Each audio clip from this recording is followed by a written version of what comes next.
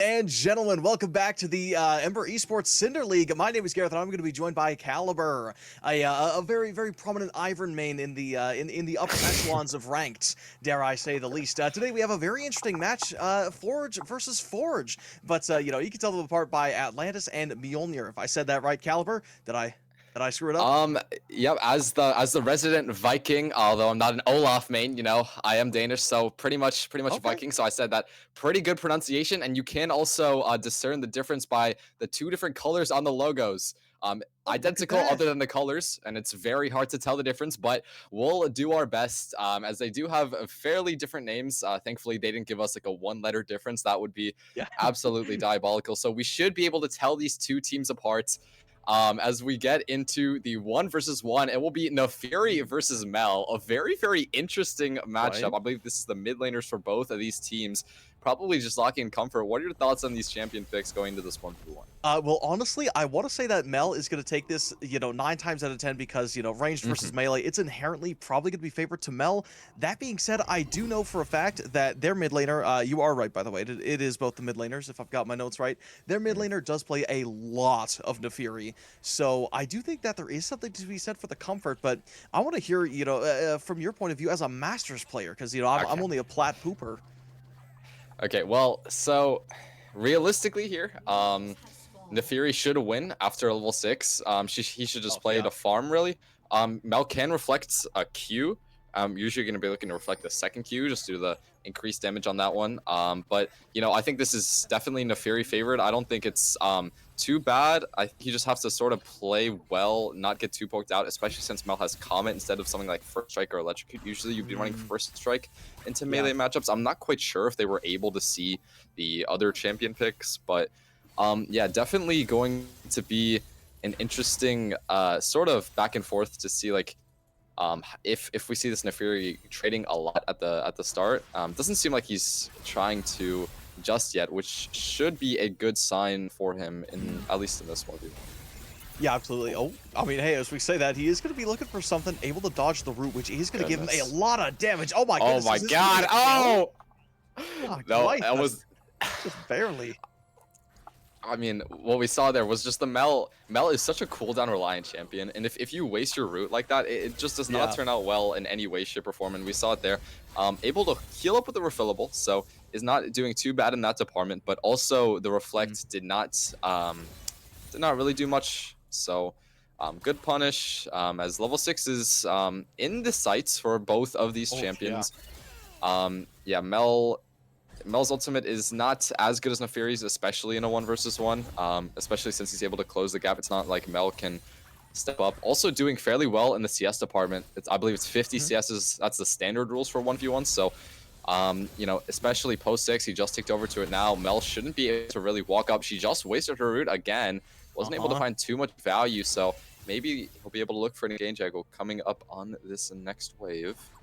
I would certainly like to think so, but, at the time, Mel had quite a bit of passive stacks on the Nefiri. Oh, I mean, as we say that, they're going to go in. Rebuttal popped in to force them away. Okay. Back to what I was saying. I was going to say that, the Mel did stack a lot of passives onto the Nefiri, which would mean that her ult would kind of cook her. But at the same time, Nefiri can dodge it very easily, so it's tough to say. But Nefiri doing surprisingly well, case in point. Yeah, we did see the Q backwards, which I thought was a little funny, but I guess the rationale was that it was kind of an insane predict at the end because he was predicting that Mel would instantly reflect. Yeah. And then it was actually it ended up being the perfect play in that scenario because what ended up happening is that she reflected and then she flashed backwards, which means that he wouldn't have gotten any value out of the Q anyway. And oh my goodness, this Nefiri is extremely low here. Also, no more CS lead, so definitely very, very scary, but it's probably going to play around his ult CD, which I believe is about halfway over. It's a bit hard to tell. Should be a bit more time, though, before we get to that cooldown. Gotcha. All right, I mean, as if gold really matters here. One thing I do want to point out is, of course, the items, because Mel has that lost chapter, so obviously they will be fine in the resource game, but Nefiri dropping a little low. Yeah, this is really scary here. Oh my god, I hit every Q. Probably just going to fall to a flash ulti. But Oh with yeah. no more stacks, might be able to find an engage here. Uses just away from the Yeah. Q. No more cooldowns left on Mel. Might look for an engage, but not going to just yet. Using the Qs on the wave instead. Might be looking for a CS victory, but Mel is sizable, about a wave up. No Yeah, more he's about dogs. around 15% HP. Yeah, definitely want as many dogs as you can find. He hits a second Q, which is a little bit of chip, but I doubt he's going to engage without that very important tool. Oof.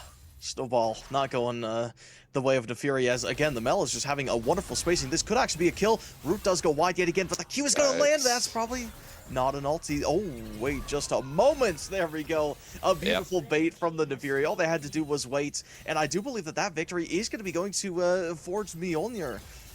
Which you know is a little unfortunate because today is going to be a bit of an underdog story. Atlantis has been grinding and grinding, especially since their scrims, which you know in the past have always gone in the way of Mjolnir. So, you know, I was talking to the team manager today, and they were saying that this is going to be a bloodbath today. Now it's not just about League; it is about sending a message. It is going to be personal. It's going to be bloody, and they are hoping to tip the scales back in their favor because every single time they're on stream or every single time they're playing each other, the odds are always favoring Mjolnir.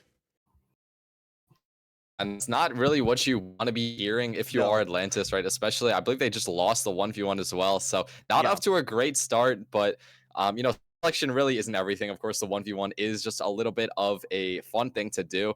Of course, it Absolutely. is helpful, especially if you have some ideas that you want to go for in drafts. Like if you want to prio certain picks, or if you want to towards the counter pick side, you know, pick is extremely helpful when you're choosing side selection. But you know, draft is really where Mhm. it all starts. So Absolutely. hopefully we'll be able to see some cool things outcoming in this draft. Yeah, hopefully. And speaking of cool things in draft, you know, a little bit of a tidbit of information, you know, of me at least. You know, it's pretty clear with Caliber, but I also play a good bit of Ivern. I mean, granted, I played more back in his heyday of being a garbage tier and hidden OP tier. But Caliber, obviously, you're a big Ivern main. Would you be surprised if I told you that apparently Atlantis has a pretty solid Ivern main as well?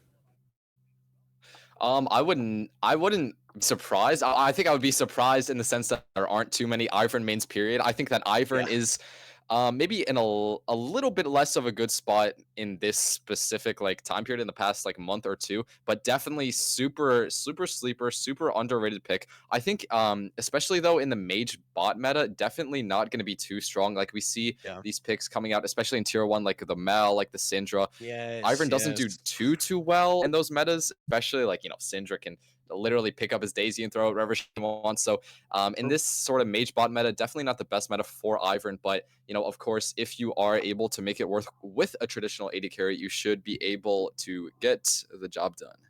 Absolutely. And, you know, just before we do start talking about some potential Ivern pairings and, you know, just kind of Ivern in the jungle in general, you know, I don't know if you've experimented with this, but do you know if Mandate reduces Daisy's cooldown? Because technically she CCs, but the cast doesn't CC itself. You know what I mean? So I believe it's probably not. It probably doesn't reduce. I'm not. Okay. I haven't looked too much onto how new Imperial Mandate works. Right. I don't think it would reduce because I think Oh. need and like when you activate the ability to CC, I don't even think like it also wouldn't like I think it's for somewhat of the same reason that it won't release any ult either, just because it's the passive that does the CC. Ah, right, right, right. Um, Good point. so yeah, the instant of CC is not coming from the cast; it's coming from an external source. So I believe Imperial Mandate would not work, but again, I could be wrong. Could be some spaghetti code or an intentional Yeah. feature, but you know, I think if it does, then that's probably a pretty good item. All right. Well, you know what? I Right. think I think I'm actually going to go check it out myself. So, you know, give us about you know 3 or 5 minutes, and we'll be back with all the esports action at Ember Esports Cinder League Week 6. My name is Gareth. This is Caliber, and we'll be out, and we'll be right back.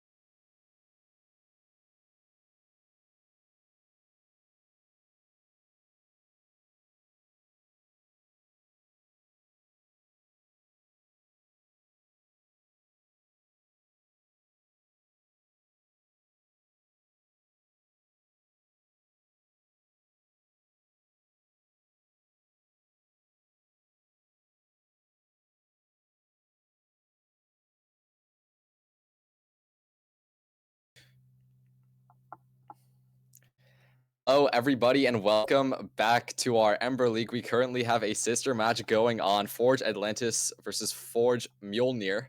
Um, Going to be an interesting one for sure. As we get into this draft, we see the Neferi band coming out. They were a little scared from the 1v1. Of course, Atlantis, although they did lose, I guess Mjolnir are just a little a bit scared. But my question to you, Gareth, would be: what are we looking for in this draft? What are some things we expect to see? And yeah, I what gotcha. should we be looking out for? What are some players? He's got the notebook, I everybody. do. I have He the has got the notebook. I was notebook. doing some research. So, on the side of Atlantis, I'm going to talk about the support because they actually had a really banger game on the Neferi, and yes, Neferi support. And I want you to guess what their KD was, and you will be shocked, by the way. All right, I'm gonna go big or go home. I'm Okay. gonna say the KD was 14.2. That's gonna be my Ooh, guess. they were 1-17, so they're probably not going to be running the Neferi. Yo, yo, they were one. Listen, man, it wasn't. It wasn't their game, but I don't think we're going to see the Neferi. They're much more likely to Oh pick up the Amelia, which goodness. unfortunately has been banned. Nami is another one of their really good picks, Yeah, and I do want to say that Nami is going to be in the cards because their ADC does like to play, a good Sivir, a good Twitch as well. wow. You know, oh, interesting. They are actually going to go for the Mel instead, which makes sense. Mjolnir did pretty good on it. I mean, it's also a pretty good counter to the Caitlyn in the bot lane. Just on the APC, it's a stock Mhm. standard. Jarvan as well does pretty good into the Caitlyn. I'm surprised to see the early prio on it. Usually, you want to draft it a little bit later, just when you see the jungle matchup, because of course there are a good amount of counters. Obviously, there's nothing too hard since Jarvan is just a Yeah. pretty good champion. Although there can be things played such as the Lee Sin. That's a pretty Okay. good counter, but yeah. Um, Yeah. Especially, I'm surprised they didn't draft the Nami because Caitlyn Nami is also a pretty good combination. Oh my Mhm. goodness, that is Malphite Wait locked just a in moment. Oh, on BE2. That is Malphites. I am extremely surprised to see that come out. This feels like an oh. easy Silas slam on 3. Yeah. Right. Right. Yeah, that's all I have to say. I do believe that that is actually a Malphite jungle because RTG, which is the jungler for Mjolnir, he does actually play a fair bit of Malphite jungle. He likes the Volibear as well, but I feel like with the Malphite, definitely a very easy champion, definitely very reliable. Even if you're oh my Mhm. goodness, they gave him the Mundo. That was okay. Hang on, like complete side. There's the Okay, Silas. Look at there the we go. Silas slam, bro. It Okay, literally instant. there's a lot of stuff to be said here, but the Dr. Mundo is actually a Dr. Mundo one trick. He even has hashtag Mundo in his name, so Mm, leaving this up might just be a mistake. I'm not gonna lie. They're probably gonna need, a Vayne or a Varus or something, but they've mhm. already drafted the Mel. So, aside from those two champions, what do you think they're gonna be doing to deal with the Mundo? I think that I mean the Vayne can obviously go top. I'm Oh, not that's too true. sure on how that matchup goes. I think that if you um wanted to go, I think you're gonna need something Mm, in this top lane to go along. I don't think you need too much. I don't think you're at a short for anything really, because you have the right, Jarvan. right. Like all of these champions do everything. They all have damage, they all have CC, and they all have a fair bit of mobility. Obviously, Mel doesn't really have that. But I Yeah, think yeah. when you think about how to deal with this Mundo, I think that if you put something like the Vayne in top lane, then you can just draft something really stock standard like the Leona and like the Nautilus, like just a tank support, because if that's Mhm. what you need. But I think and so in terms of support picks, they're not really too strained, um, Yeah. for sure. Ooh, although actually another really interesting pick, according to my calculations, this Malphite should be mid, the Mundo should be top. But actually the mid laner for Wait, mid? wait, no, it is actually Atlantis. They actually play a Bard mid, and this isn't just a one-off pick like the Neferi support pick. They actually consistently play the Bard mid. Like this is genuinely one of their strategies. They take the tier 3 swiftness boots, they use the movement speed from Bard's chimes, and they just whack people with the beeps. It's actually really funny to see them play, and it does a surprising amount of damage. So, oh, I'm gonna be picked up anyways. I'm not sure how the Nami Mel duo works. You want to give us some insight on that one, actually? I so it's so if you guys know anything about Nami, her E gives you Mhm. AP. So it's pretty good. She's not like Oh, okay. she's not the best combination. I think one, it is comfort, and two, it is denial, because Caitlyn Nami is a very good combination, and Very you also true. mentioned that Yeah. it's the and it also, since there's a Silas as well, she just has a lot of people to sort of give that steroid, but it's also just a good pick in general, especially Mhm. into a Malphite who's going to be like engaging. But something that is kind of interesting, we see the Lysandra coming out. I'm not quite sure what the like broader idea is of the comp because we see the Mundo coming out. Mundo and Yeah. Malphite are two champions that you don't really want to have on a team together because they kind of do the same thing. Like Malphite, of course, he Yeah. wants to be the one engaging onto you, but they're both tanks. They both want to be soaking up the damage, and Mundo and Malphite, they kind of want to be in your faces. As the Karma coming out, of course, Mhm. Caitlyn Karma, extremely powerful. But again, I kind of do fail to see the broader idea. It kind of looks like a poke comp. I really don't know what I think the Lysandra is a counter pick to the Silas, just because you kind of have to That's put my it idea. in the mid lane. But again, Mhm. it doesn't seem like they have a cohesive team fight comp. Again, they're just playing for their lanes, which is, of course, never a bad thing as the Oh, Mbessa, absolutely, yeah. um, yeah, is locked in. I'm curious to see what you think of that Mbessa pick into the Mundo top. See, personally, I don't think it's too terrible, right? Obviously, Mundo is a giant ball of health, right? Like that's just his character, but a lot of his power and his pressure comes from those cleavers, and as well as just smacking the minions across the lane when they get executed by his E. And I feel like Ambessa is actually not too bad, despite not being anywhere near as tanky as Mundo. She does have a lot of mobility, and she can very easily dodge a lot of these tools that Mundo has to try to pressure the laners. So I feel like if the Ambessa is good, they're on their A game. They had a coffee before the match or whatever. I don't think the Mundo is going to be able to touch her. And then as well as hitting level 6, she has that passive to get the extra armor reduction. So I feel like even though the Mundo is going to have a lot of health, it's not going to be very effective health, and we could see a snowball. Yeah, I'm gonna be honest. Just looking at Mm. terms of course, like of course, in draft you want to draft for lanes as well as team fight. But personally, what I like to see is super cohesive team comps. So not just drafting for a lane versus lane matchup. How do these teams interact when we get into the 5v5? And personally, I just think Atlantis does such a better job of creating a team comp that actually works well together. Because we see the Jarvan and the Silas are two champions that kind of Mhm. want to skirmish a little bit. They want to go in. The Ambessa is also very good at that as well. And then Nami has a lot of flexibility whether she wants to engage or disengage. And she's very well, she does a very good job of supporting that Mel as well. Doesn't give you as much peel as something like a traditional, Nautilus Leona, Mhm. Galio, Rel, any of those more traditional peel supports or like a Renata even. But she does Oh, do a good enough job, yeah. I'd say. So I think they do just have a better team Mhm. comp. And yeah, from the side of Mjolnir, I don't think they have too much CC. I think they have Right. what two? I think they have okay, not counting Lysandra, they have what two instances of CC, not counting Yeah. Caitlyn. So not too much CC across the board. So of course they do have the Malphite ultimate, the strongest Yeah. Yeah. ultimate in the game. But of course the Silas can steal that away as well. So definitely not looking too good, at least in my Mhm. opinion, for the side of Mjolnir No, coming I'm, out of I'm the draft. listen, man, I'm in full agreement. And with the Jarvan already drafted, I kind of don't understand the Malphite pick because obviously you open yourself up to the other team drafting the Silence, which has happened. So now, if in these mid-game skirmishes, which we're gonna see this team from Atlantis come online, you're gonna expect that the Silas is gonna be holding the Malphite ultimate, and even in worst case scenario, he doesn't have it. He either gets to pick from a Mundo ultimate, which is gonna make him invincible, or a Lysandra ultimate, which he's gonna have readily. It's gonna be accessible to him all the time. And if anyone is just clumped up in this Jarvan Cataclysm and they don't have Flash, and even if they do, the Absolutely. Silas could just chase them down, and he can do so much. I feel like this is the perfect team that Silas wants to go up against. But for Mjolnir, they're gonna have to try really, really hard to make this comp work. And another thing that was noted during the interview is actually the ADC for Atlantis is used to Ultra Instinct flashing away from Lysandra's. He was telling me in these scrims, even though they lost, they do work differently now. And one of the saving graces is that he was never ulted by the Lysandra.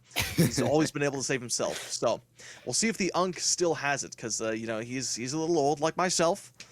But old dogs can learn new tricks, as they say. Yeah, old dogs can absolutely learn new tricks, but we will have to see if Atlantis are able to learn some tricks to beat their, I want to say rivals, but very near and dear to home. But for now, we'll have to BRB as we wait to get into game.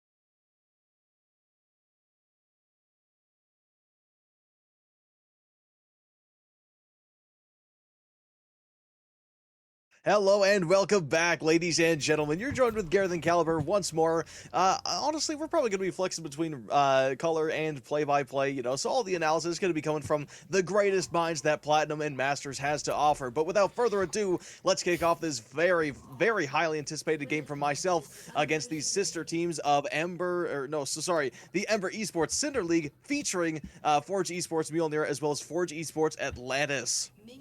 Man, Yeah, we've been talking a lot about this draft, and based off the mid lane, where do you see this going? Should be Lissandra sided. At least that's what Mjolnir think. That's why they picked it.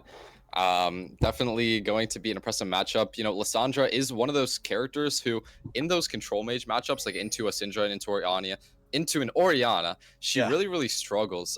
Just because of her relatively low range, at least in comparison to them. But into Silas, who is literally melee and doesn't have as he definitely has tools. He has the Q, he has the E to sort of stick onto you, but he doesn't do so well, especially since Lissandra just I'd say she counters him in every single way. I think that's just a good way to put it.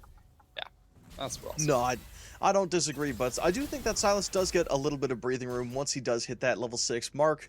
Down, up at the top lane though, relatively chill. I thought the Mbessa gonna be a little bit more on the aggressive. Yeah. Down to the bot lane though. Mbessa level 1, definitely very weak. You don't want to be trading too much.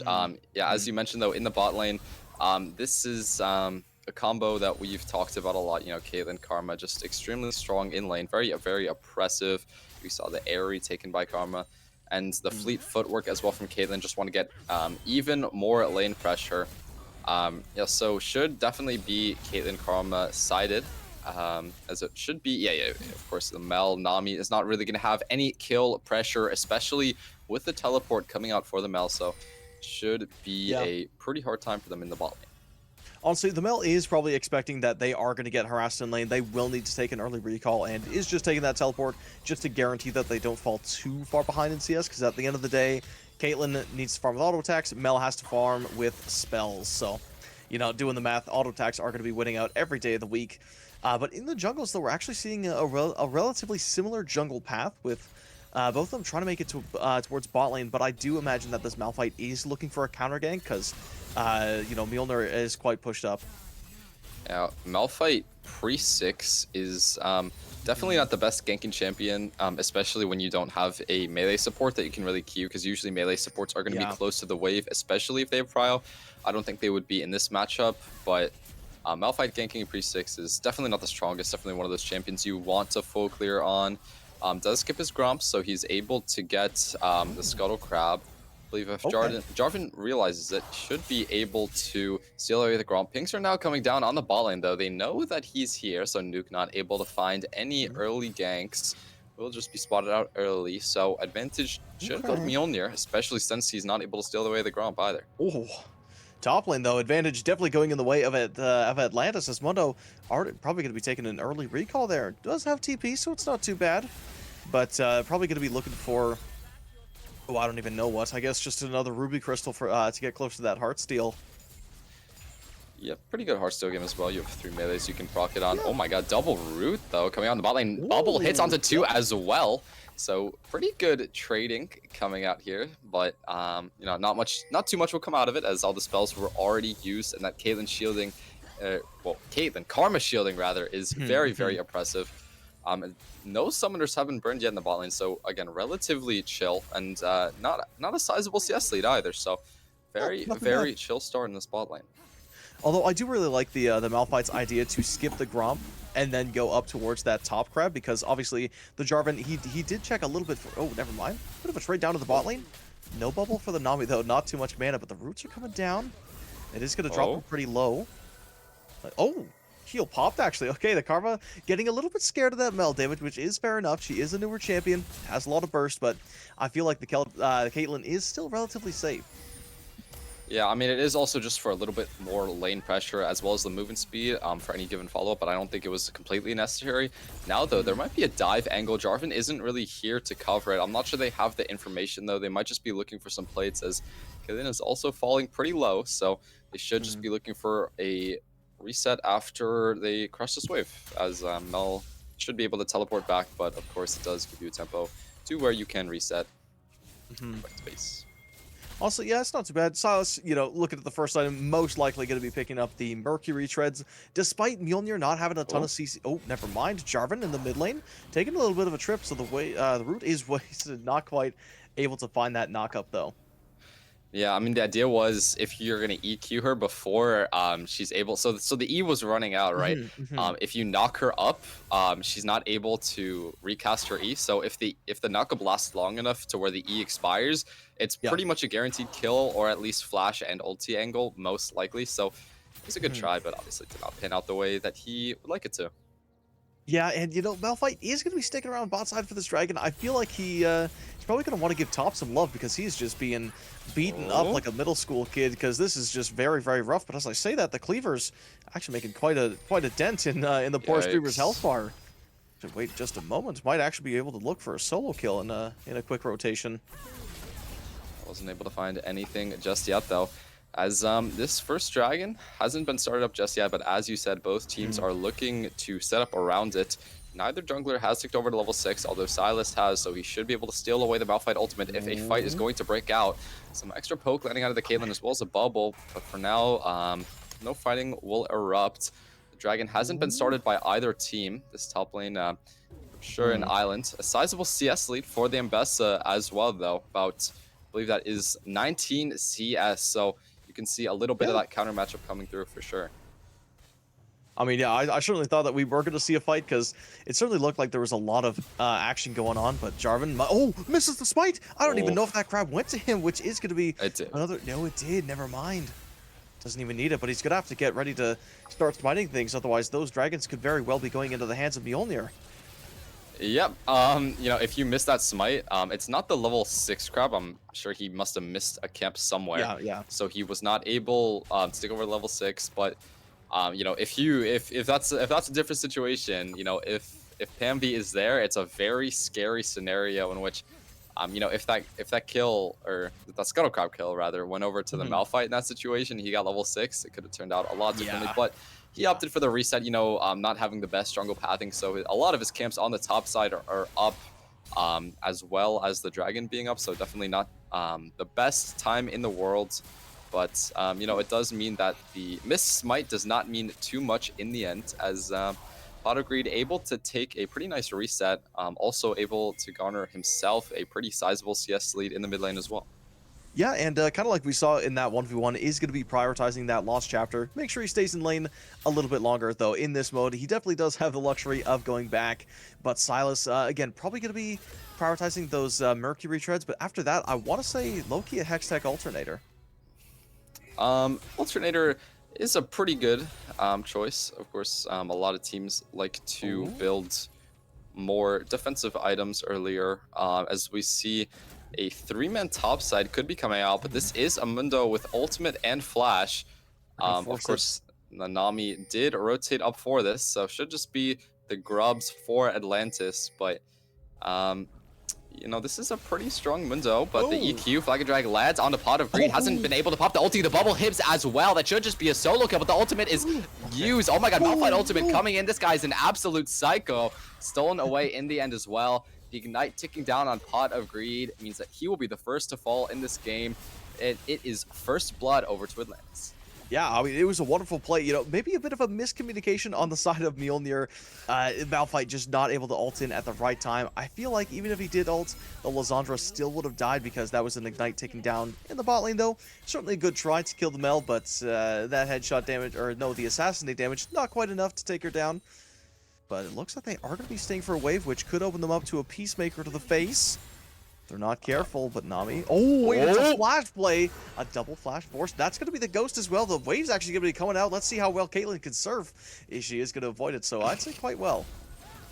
Yep, Dragon started up again for Mjolnir, so they should be able to just take this objective away. Jarvan is on the top side, so should be no contest coming down. Nami tries to steal it with a cheeky little bubble, but Crow will not be able to find anything, and yeah, we just saw that kind of crazy Caitlyn flash under the turret. Not sure exactly what she was looking for. Of course, she wanted the flash Q, which I'm not sure if that was the strongest option. Of course, there's not really many options she had in that scenario. Wasn't able to find it, and also had to burn the ghost as well, running away from the turret. So definitely advantage to Atlantis after that attempted bot dive.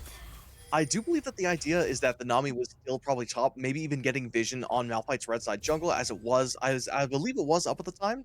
So I feel like they did, just kind of miscalculate how much time they actually had to go for that play. And, if Nami wasn't there, maybe she gets the kill. But of course, Mel had flash, so it's hard to say. But definitely forcing out both of the summoners in an otherwise dominant lane from Mjolnir is going to make Atlantis feel a little bit better about this. Of course. Oh my goodness, that is a very aggressive Mel. Opting for the Rocket Belt first. Isn't able to find literally any damage though onto the Caitlyn. So Rocket Belt, definitely an interesting first buy, but not the worst in the world, especially when there are a lot of tools to dive on you. You have the Lysandra, you have the Malphite.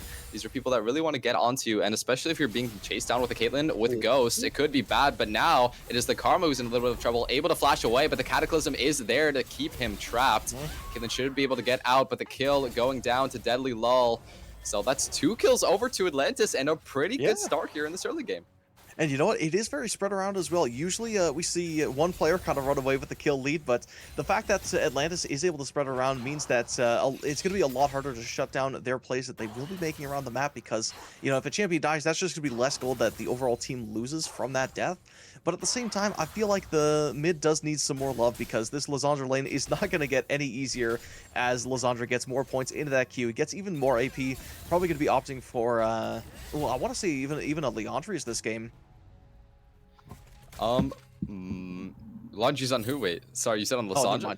No, see, I thought that Lysandra was going to go a first item Leandri's because Silas is, he's not a tank, but he does build a lot of health. Same with, Jarvan is an actual tank, but Mbessa as well, certainly a big health buyer, and I wouldn't be surprised if Mel also opted into some, some more tanky items, maybe not a Rod of Ages, but definitely a little bit more health to deal with the Caitlyn, but it seems like I was completely wrong.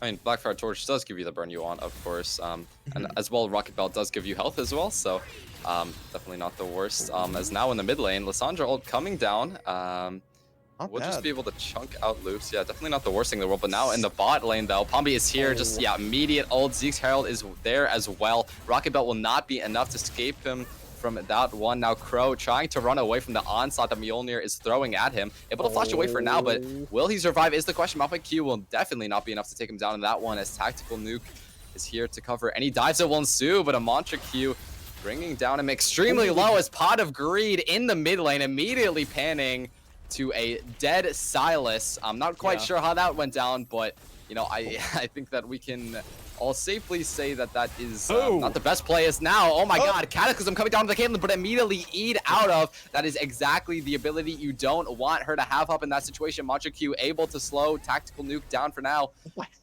As, oh my goodness, incessant secret events that we just saw. Oh my god. The fight bot lane lasted so long that the Malphite had time to say, I'm done with this, and go clear a camp, get back to full health, and then come back down and say, really, the party's still going? Definitely a lot of action down in the bot side, I'm not going to lie, man. Deadly was not wrong when he was telling me this was going to be a bloodbath.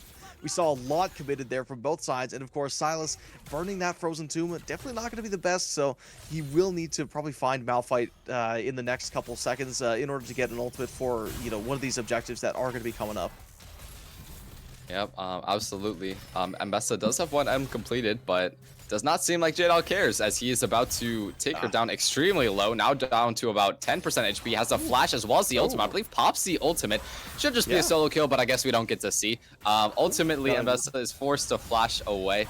So, Mundo ult for Mbessa flash, definitely not the trade you want, especially in what's supposed to be a counter matchup.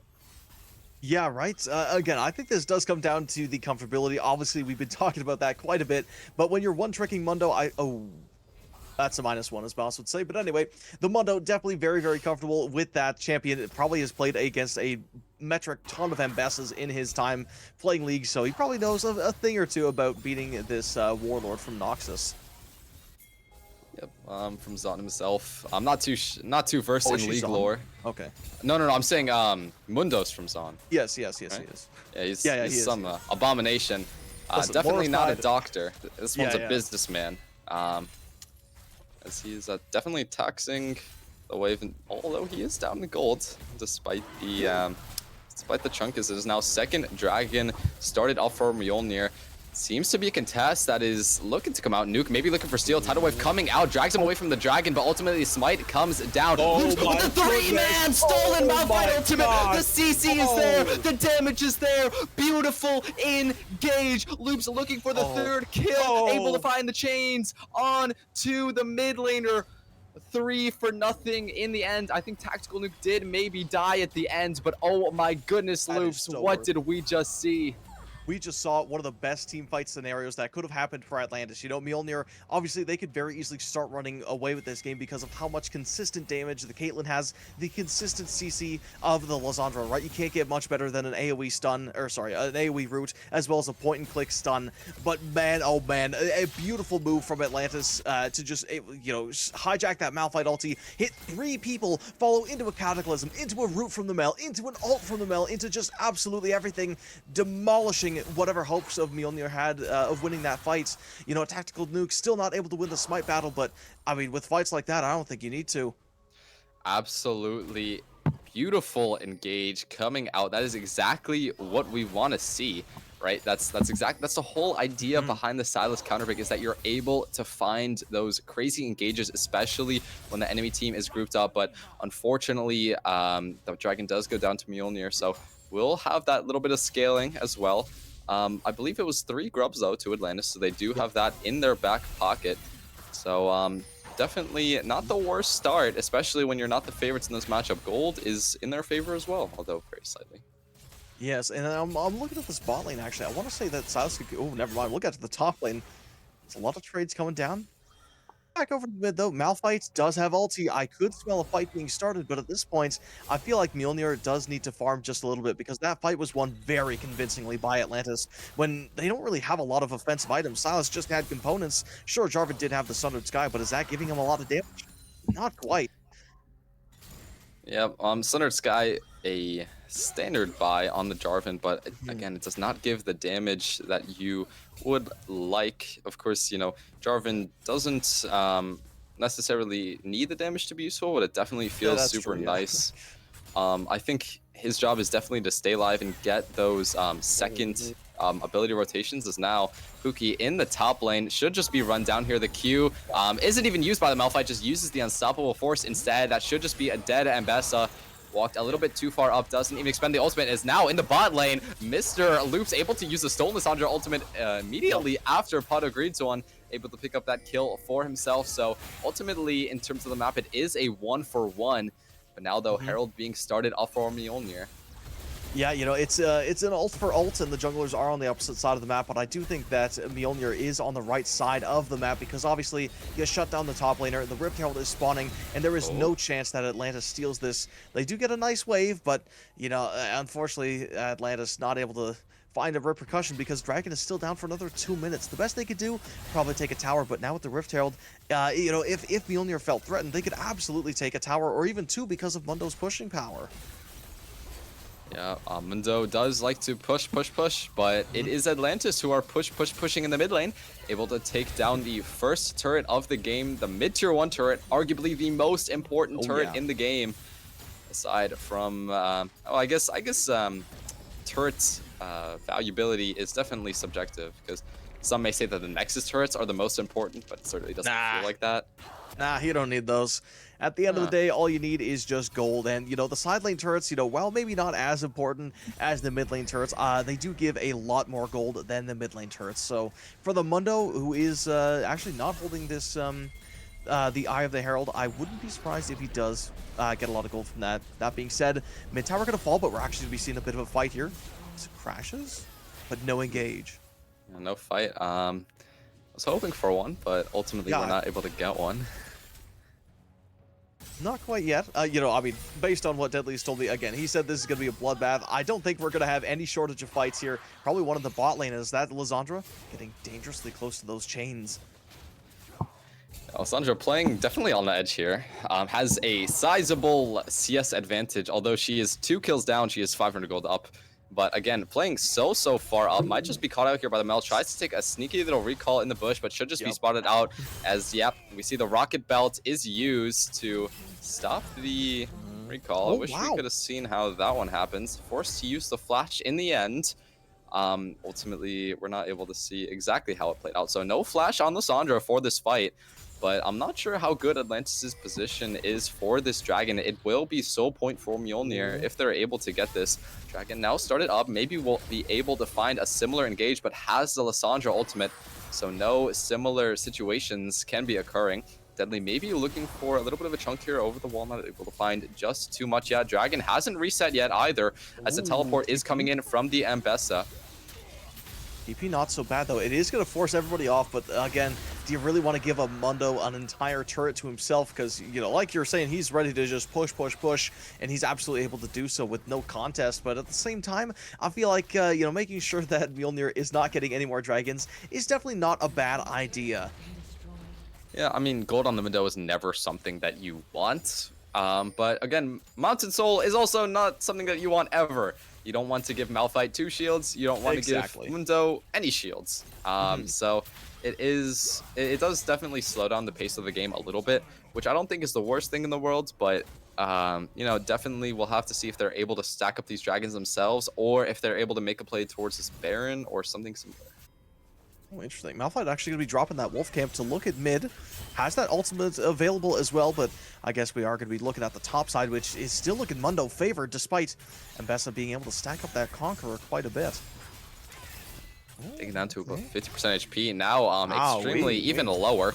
Has the Merc Treads as well. Mundo, I believe, has the ultimate, as those cleavers are a landing, so should just be able to walk on out of there. Maybe get his base canceled. But I don't think Ambessa really wants to cancel his base, so ultimately ends up happening anyways, as now Atlantis are rotating many members over to those top side. I think J-Dog thinks it's a 1v1, but ultimately is met with Crow.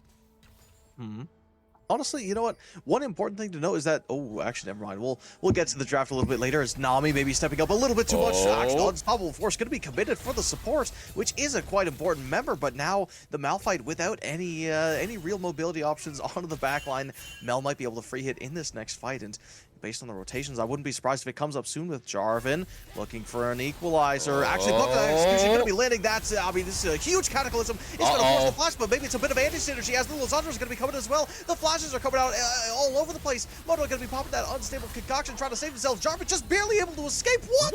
And the Root is going to be hitting 3 of them. But wait, the fight is not over yet. Caitlyn's ghosting back over. There's no tower to stop her this time. I mean, they're in dire trouble, but they're still somehow not dying. Caitlyn only able to find one the tower, but wait a minute, the Peacemaker to the face, able to take down the Mel. Now it's 6-7. Let's go, Mjolnir, able to take the lead once again. Okay, bro. Yep, I mean, that was just kind of a disaster fight. It looked really good at the start. We saw the Malphite ultimate be used. Yeah, Tidal Wave coming out, just wants to get a little bit of revenge for what we just saw happen. Definitely not the best use of the Malphite ultimate, but in the end, you mentioned the anti-synergy. The Cataclysm was used, and the Caitlyn was able to flash out of it as well. So, not the best Jarvan ultimates in the world. Yeah, just not the best fight in general, as that's exactly what Lissandra wants as well. She wants you to group up. She wants to get that AoE damage off, and a good overall seizing of the moment by Mjolnir. Absolutely. Very, very well played as well. You know, Caitlyn, historically, the lane has not had too much time to really do anything, but in that one fight, they just doubled their kills, which just goes to show, you know, how much of a snoozer the bot lane was. Despite it being a winning lane, Caitlyn was not able to find too many advantages on the Mel. But yeah, it's definitely a huge boost in gold and absolutely confidence for Mjolnir. As mid lane. Look, to be another one. Oh, no, he doesn't. Again, the Unstoppable Force, the poor fish. Not quite going to be turned into sushi this time. Going to be able to escape with their scales attached, but Jarvan looking for someone that used again, but it just another time it happens once again. The Caitlyn just too slippery for the rocks to form. And now Mundo going to be coming right in. He's probably going to be going where he pleases with a giant shield that is, you know, probably bigger than the Caitlyn's health bar. It's going to be a really tough fight. It's true. Yeah, I don't want to flame too much, but I think that Nuke's ultimates have been absolutely atrocious this game. Not able to track the Caitlyn's E at all. Not really been able to make use of that ultimate on the one member that you really need to have it on. So not able to time any abilities with anything, and so not able to find the kill on that one. It could have been a very good engage. ultimately was not able to find it. But you know, it doesn't result in like a full sweep, so I don't think we should be given too much flack. So definitely not the worst result in the world if you just have to bring the ultimate. Well, I mean, we've seen a lot of fighting going on, and listen, I'm all for the fights. I just don't think you want to go in here because Malphite, that ultimate is deceptively low on cooldown, and he's already looking for an angle. At this point, Atlantis, you know, even though it looked like they had a really solid way into this game, they now need to just sit back and farm because Mjolnir can wipe them extremely easily. The Caitlyn has so much gold. The Malphite, even if he doesn't have that much gold and only has basically support items, he's still one of the scariest members on the team because he enables these carries to just hit for free. Yeah, very, very scary scenario. When you have a Malphite who's building 2 support items, of course, able to provide so much utility, you know, with the slow on his ultimate. Feels very nice to have. His Mundo is on a little bit of a flank here. This is going to be soul point yet again if Mjolnir is able to get it, but Unstoppable Force is stolen away, so hopefully we'll be able to find a similar level of engage, but this Mundo is going to be extremely annoying to deal with. Nuke does have the teleport if he wants to join the fight, but these Mundo Qs are absolutely hurting Nuke. Absolutely, they are. Yeah, I mean, you know, for a big bulky guy, he sure does have a really solid neutral game. He's just stacking away on that heart steal. The damage going to be coming down, though. The Jarvan going to be diving in to the Dragon Pit, but the Frozen Tomb is going to stop him from smiting. We'll see if he gets it. No, he doesn't. I mean, he's just brought down immediately. Mill able to find a kill, but the public execution onto the backline. This Caitlyn, you know, able to escape the rocks, but maybe not able to escape the Mel, as they do just barely escape their lives. Now Mel going to be turned on and rooted up by the Karma, is going to be shot by the Caitlyn, but J-Dog takes the kill, needs it for his investments, and he is not done just yet. But as I say that, he gets a very important business call that the mid-wave is unattended. Very important business call. He is too distracted on his cellular device that he is going to be hit by a little bit too many abilities. And that was honestly just a pretty atrocious fight from the start. It didn't look too bad when the Silas as well as the Jarvan went into the pit, but it felt like the damage dealers from Atlantis didn't really do anything. I felt like they kind of just trolled. Of course, the Silas stolen ultimate, it was okay. It wasn't the best thing in the world. I believe it got flashed by the Lissandra. So, of course, you know, obviously, it's not anything on him. Not much he could have done better. He did hit it onto 2 key members, I believe the Caitlyn as well. So, I believe, like, yeah, the Silas did all he could in that scenario. It just really, I think, yeah, Atlantis just, their damage dealers needs to do a little bit better in these fights. Honestly, it's not even just do a little bit better. It's to just do more because so many of these fights they end before they start. Well, I mean, you know what I mean, right? Like they're so fast that I feel like the Mel, who has pretty consistent DPS, isn't able to get anything done. Even though Silas, yes, he does hurt for a bruiser. He needs to get all his spells down, but Mjolnir, they just have so much poke. And oh wait, just a minute. I mean, we were just talking about how the Caitlyn has been immune from these cataclysms. I don't think he wants to look for it there. And with Malphite looming nearby, the fights just aren't looking good. You know, at this point, Malphite should just stop farming and just move with the Caitlyn because at this point, that's what he's doing. He's just there to be a big shield and an ultimate so that the Caitlyn can just kill whoever they need. Despite having a meaty shield in front of him, this Caitlyn is still down in CS. So, you know, definitely not as accelerated as you would have liked. Nuke looking for something in the river, shouldn't be able to find too much. And I'm just, I'm not too happy about the pace of the game at this point. It feels like it's going very slow. Like, the Dragons are stacking, but yeah. It was a very slow early game, but I mean, able to flash it. Not too bad. So that is an ult for flash, but I don't even, well, I guess it is pretty worth actually, yeah, because now you do get to save an extra member. Now Baron is no longer free for Mjolnir, but Jarvan. Oh my god. Don't do it, man. Don't do it, man. He's looking for it. It's like Jaws, you know, you hear the Jaws theme playing as the tank is looking at that ADC. He's looking for it, but I don't think there's any blood in the water for this poor guy. No, it's just going to be called a chill out, which is probably the best move. Yeah, I mean, I feel like one of these teams just need to pull the trigger. I think Mjolnir, 3.2k gold up at this point. 007 on the Malphite, 203 on the Mundo. These tanks are a tank and they are extremely hard to deal with, especially with no real items to deal with the tanks. We see the Shadow Flame as well as the Ludens completed for the Mel. There's not really anything explicitly to deal with these tanks, so I think they would have an extremely hard time, especially to deal with this Mundo, who is definitely skilled at this point. So I think Mjolnir just needs to pull the trigger a little bit. They tried with the Malphite ultimate. Now with Nami flash down, I want to see what they're able to do now with the Malphite ultimate and just generally with their broader team comp. Absolutely. Now that this key tool for saving, the main disengage for Atlantis is now down, I feel like if there's a time to make a movie, it is going to be now. But one thing with the Mundo, yes, he is extremely strong. Yes, he has a lot of his core items. He does not have Blood Mail yet. The second he does get the Blood Mail, that is when you're going to have to start ringing the alarm bells, because at that point, he will have 400 AD. He will one-tap the Mel. And despite having, one of the strongest the abilities in the game, in my opinion, you cannot rebuttal auto attacks. And Mundo, you very easily abuse that, which again is going to make these fights a little bit harder for Atlantis. Yeah, Atlantis not in the best spot at all. Pretty sizable deficit again, but we still haven't seen Mjolnir make any proactive plays really, aside from the scant Malphite ultimates. It feels like they're sort of just walking around the map. Yeah, which of course it's a good thing to do, just to like get pressure, but they're not really doing too much with it. As now Jarvan engaging onto the Mundo, though. Here's an engage from Atlantis for once. Uses the Cataclysm, trapping the Mundo here. I'm not sure if this is the best idea without the Mel here. Public Execution goes wide as well, as now the engage is here. Tidal Wave coming out, getting so much CC. Flash onto the backline, but Caitlyn immediately is able to dodge away from that one. Stolen Force of Ultimate is there, but ultimately it's not gonna be enough. Force. Unstoppable Force, rather, is not too unstoppable in this one, as I'm not even sure if he was able to pop it in the end. Okay. Pookie able to find a kill onto Pot of Greed, though. Extremely powerful with this Death's Dance, as maybe there's a chance to turn it around here. 3 versus 3 in the end. The Mel looking for a reset, maybe a TP back in. I'm not sure how fast they can get this dragon down. 1k HP as Jarvan is going in, but without the rest of his team there.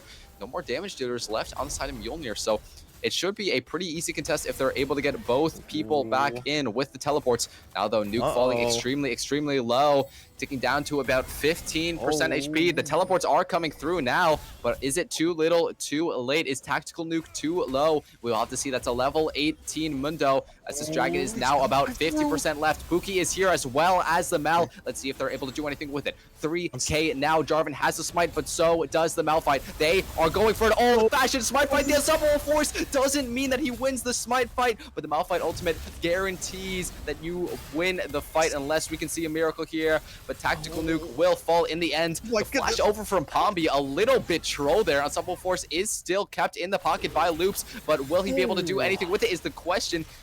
The answer should be no, as Deadly Lull should be the last to fall in the exchange, but I don't want to say that quite yet, as we have seen some crazy fights take place in this one, but it should just be both teams backing off and Mjolnir going towards this pairing.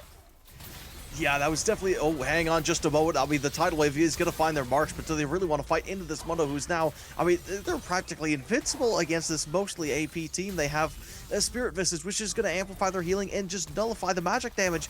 He just does not care. This Alois music is just going to be blasting in his headphones, and they're going to try to look for any trades onto him, but with the Baron down, this might just be the nail in the coffin for Mjolnir, because, again, that fight went on for so long around that Dragon Pit. There was, like, 3 different fights going on at the same time. Maybe a little bit of miscommunication from Atlantis, because it seemed like Mel wanted to push top, but then as the Jarvan was dropping low and he had the smite available, they wanted to try to hit that dragon again. But again, the Malphite, the fight was going on for so long that he was able to ult twice in that one fight. And of course, the flash over the wall for Aura, I understand it personally. I mean, of course, not the best flash for pretty obvious reasons. Although it does contribute to his aura. I'm not even sure if the enemy team saw it. But again, in the end, it is just Mjolnir coming out on top. Now a 5.2k gold lead in the end. I just want to see them end the game at this point. It seems like it's, again, as you said, all but done and dusted. This Mundo is 4-0-6 with a 700 gold bounty on the head. Going to tick over to level 19 as well, so should be extremely strong, as now Malphite ultimate coming down onto...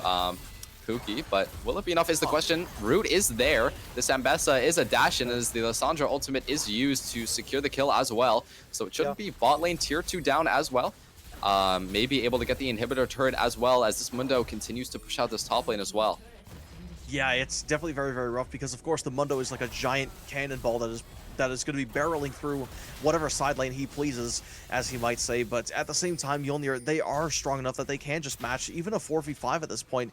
And, you know, as Atlantis, it's just a lose-lose situation, because how do you match this team? Jarvan, I mean, maybe testing the waters just a little bit, but he cannot go in. He cannot afford another death, and Mundo just continues just whacking away at that tower. Even the Ignite is doing nothing. It's just insult to injury. Bro, the tower's on him.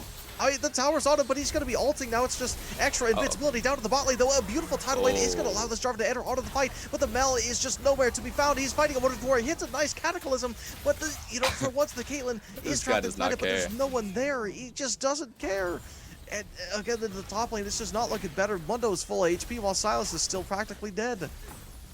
Yeah, should be able to end the game from here, but Mundo is matched by 2 members, so might have a little bit of trouble pushing in the wave here, but I believe that is the Nexus turrets are fallen as the rest of Mjolnir look to end the game. 30 seconds on the Jarvan, maybe looking for the triple inhibitor, but these Nexus turrets should not be long for this world, just waiting for the top wave as well. They want these super minions, these counter minions rather, to hurt these turrets, as that is probably the best strategy in the situation. Waiting for the next wave though. 15 seconds on the Jarvan. They might not be able to end here. I don't think they should back off, as they should have a pretty good chance of winning this fight. Maybe not if Loops is able to find a clutch unstoppable force, but it seems like they're just going to back off for now. Lissandra out of there with the E, but the unstoppable force from the side of Mjolnir will mean that they will have the first engage in this one. On the backline, though, is Pookie able to find the Caitlyn. No, he's not. The ghost away. It's the move speed is just a little too much. The tidal wave onto the front line means that it will be good for now. Oh my God, Malphite the backline as well, trying to find the Caitlyn. Okay, hits another Cataclysm, but again, the carries are so far away. They're trying to deal with this Mundo. 10,000 health, 10,000 aura, 10,000 damage dealt to the towers. He's just dropping them like flies, and he does not care. You know, I mean, the what's it called? The demolish is just insult to injury. But you know what, man? I guess you were right. I guess the Nexus towers were in fact the most important. Mel able to get a kill for the road, but at the end of the day, this game is coming up nothing but Mjolnir. Absolutely amazing showing by the top laner. I want to say that he might be the MVP in this game, but it's definitely hard to say. I think every single member played well, but it definitely was just him. He was even winning a little bit in the early lane. I mean, we saw his pressure at the end, right? So dominant, able to be on the side lanes at any given point. I remember, I believe it was the 4th dragon fight, 4th or 5th dragon fight. He was just standing in the bot side jungle of Atlantis. He was being so annoying, throwing those Qs, and that's kind of just the story of this whole game. Able to get out even, wow, is that the most damage on his team? Is that damage charts I'm seeing? Those are in fact damage charts. You know, Mundo does what he pleases, he goes where he pleases, and he takes what he pleases, and he will be taking, you know, the title for most damage dealt on his team. But at the same time, Mbessa maybe damage farming just a little bit, because I mean, whacking away at a Mundo all lane is certainly something to be said. But in these late game fights, they just weren't able to, you know, finish off any of the kills, and it just felt like you know, the lane was wasted. And just look at the gold, half of it's Mundo. That's literally true. I mean, look at that Steve drop. That's just the end of the game. But it was a 10k gold lead at the end. Absolutely, that's crazy. I mean, they took their sweet time taking down those Nexus turrets. I think the last engage from the Malphite just really showcased their patience, because it shows that they really do want to go in. They do want to end the game, but they were just waiting for the perfect angle. And yeah, definitely a great showing to be able to showcase your patience and your ability to close out the games and not greed too much, because we definitely have seen teams greed and go for the Nexus turrets when they're not able to. Like there were no minions at the turrets as they backed off, so I think it was definitely a good choice at the end. But again, the Nexus falling was not the result of what they did at the end. It was the result of everything that happened before, as you can see from the gold charts. And yeah, what do you think that Atlantis need to do in this next game to garner advantage and have a chance in this best of 3? Well, you know, it's certainly hard to say, because you know, again, even though comfortability does play a large part in these tournaments, I think that there is something to be said, because now the Mundo is gone. This is Fearless Draft. That is the, you know, basically the one champion that I have seen in their top in Atlantis's Mjolnir's top lane roster. So now that it's off the table, maybe they will be able to find a chance. But in general, I think that they need to take some shorter fights. You know, there are champions that do like to take long fights, and you know, Mel is a great example. Silas is also a great example, but those fights were going on for like 30, 40 seconds, and even for me, that's a little too long, man. That feels like a boxing match instead of just, you know, a quick 1-2 punch to the gut. Yeah, I mean, Definitely feels like a feels like a sorry. Yeah, like I think that analogy is so perfect. Feels like literally a full on because a boxing match is like 4 or 5 rounds. It felt like Yeah. at every single point in those fights, it was yeah, it was just going on for a little bit too long.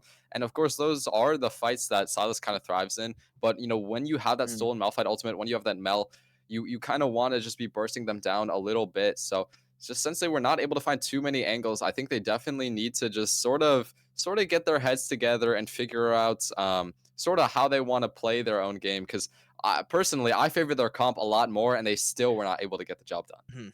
Yeah, and trust me, I was certainly hoping that Atlantis was going to take it because again, they are our underdog. Because in every single scrim, Mjolnir has beaten them 2-1, and even the team contact, the team representative of Mjolnir said that this series right here today it was going to be a clean 2-0. So it's great. You always want to cheer for the underdog, and of course the team lead as well, Mr. Deadly on that Mel. He said that he's been working so hard to try to get this team to lock in and finally beat their arch nemesis. Oddly enough, their sister team in these tournaments. So I feel like all we have to do now is just wait for the second game draft and still hope that they do have the better draft because at the end of the day, yes, maybe the execution wasn't perfect, the ideas were there, and that's what's important. Absolutely. The ideas were there. I just think that, yeah, again, the execution really wasn't. They had a solid idea in draft, but again, I just think these laners need to be doing a little bit of a better job. Maybe get them on some comfort picks instead of drafting for these heavy team fight comps because we only saw the team fight comp be able to be executed really once. And it was so beautiful when it happened, but they were just not able to find the angles that they desired oh so desperately. Yeah. Yeah, it's really rough when you do get in these situations where you know that what you've done is right, and you know that you have made the right decision in the game before. But at the end of the day, I feel like Mjolnir did kind of throw them for a loop, mainly with that Malphite, because again, as a jungler, you're kind of supposed to be farming, but with the way that the Malphite was playing, the second he got Locket, the second he got Zeke's, he was walking around with the Caitlyn like a Yumi. He was literally on top of her the entire game, and obviously you don't expect that. So now instead of it just being a 2v2 with the bot laners, now it's a 3v2, and the Malphite has an unstoppable force. It's got a 30-second cooldown, and it's very difficult to find the engagements when also or sorry in these situations when you're not expecting an extra body to be there. Yeah, for sure. It felt, yeah, like you said, he was just kind of following around like Mm. a lost little puppy looking for its owner. I think he found it there at some point in the mid game, just looking for him in the jungle, able to find the Caitlyn in the end.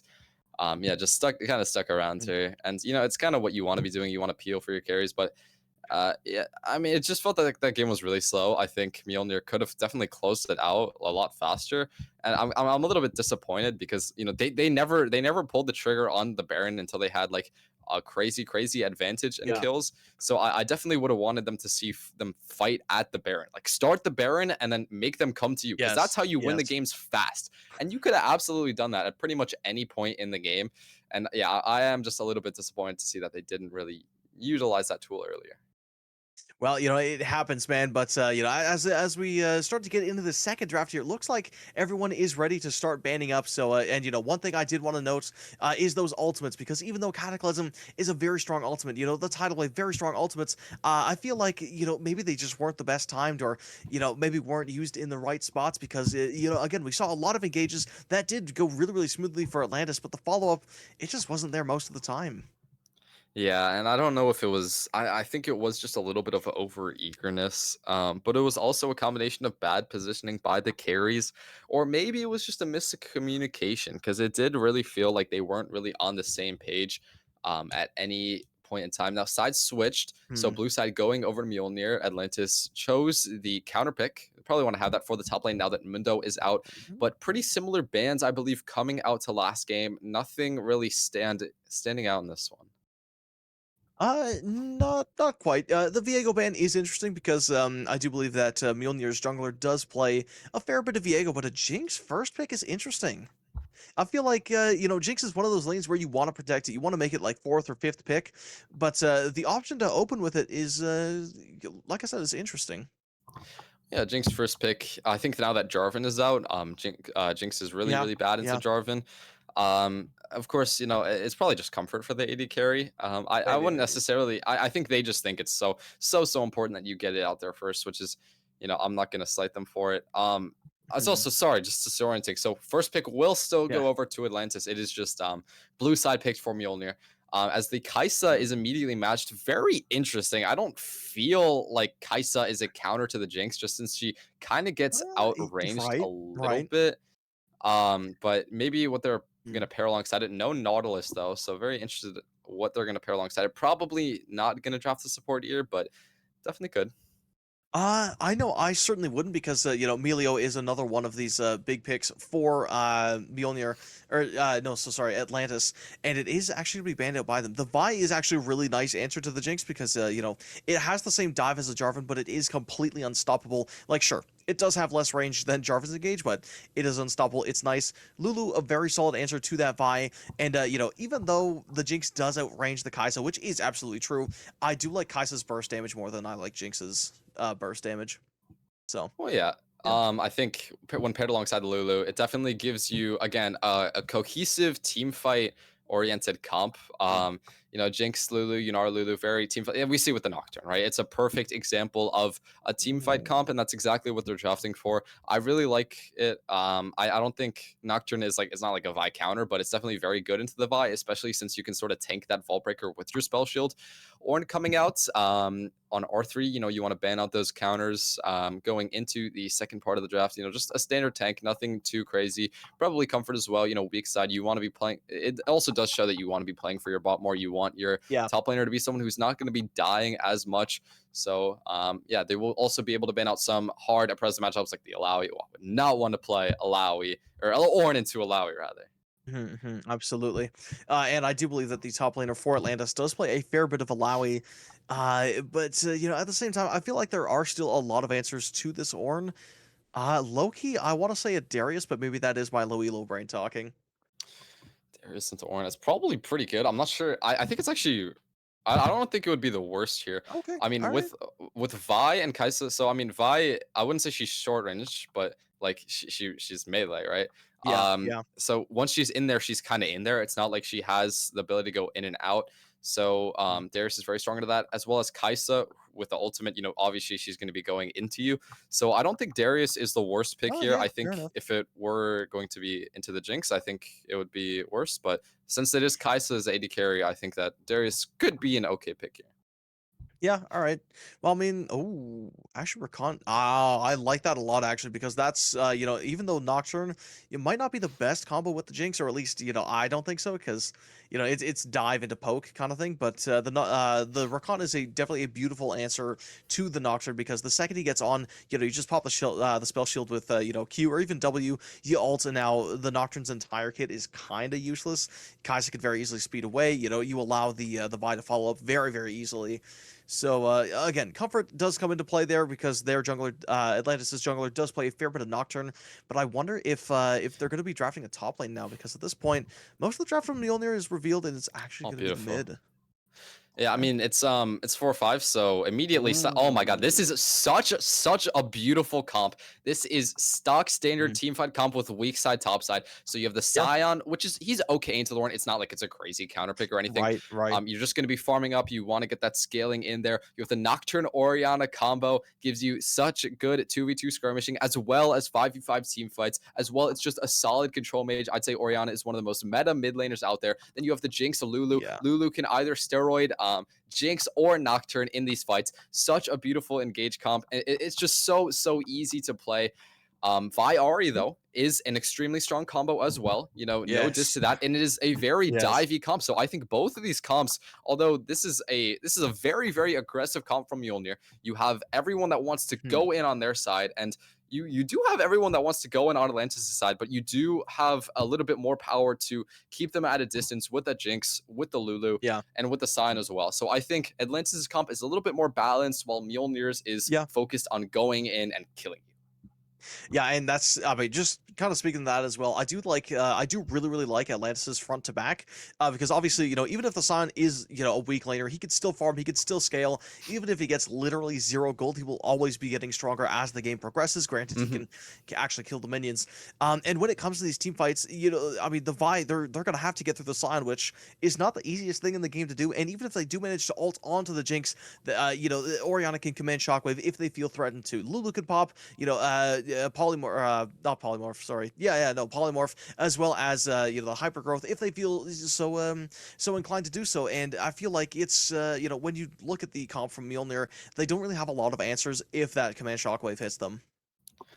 Yeah, for sure. Especially since I wouldn't say they're forced to group up, but they definitely have an incentive to group Yeah. up. Because they definitely want to be diving on you. But we will have to see if Mjolnir is able to execute this comp. But for now, we'll have to send you to a little bit of a break.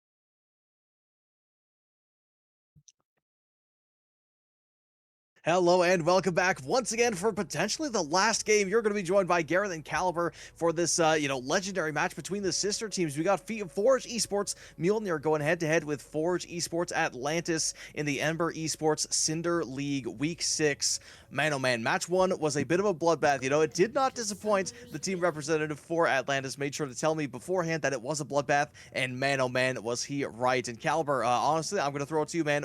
Give us a recap of map 1.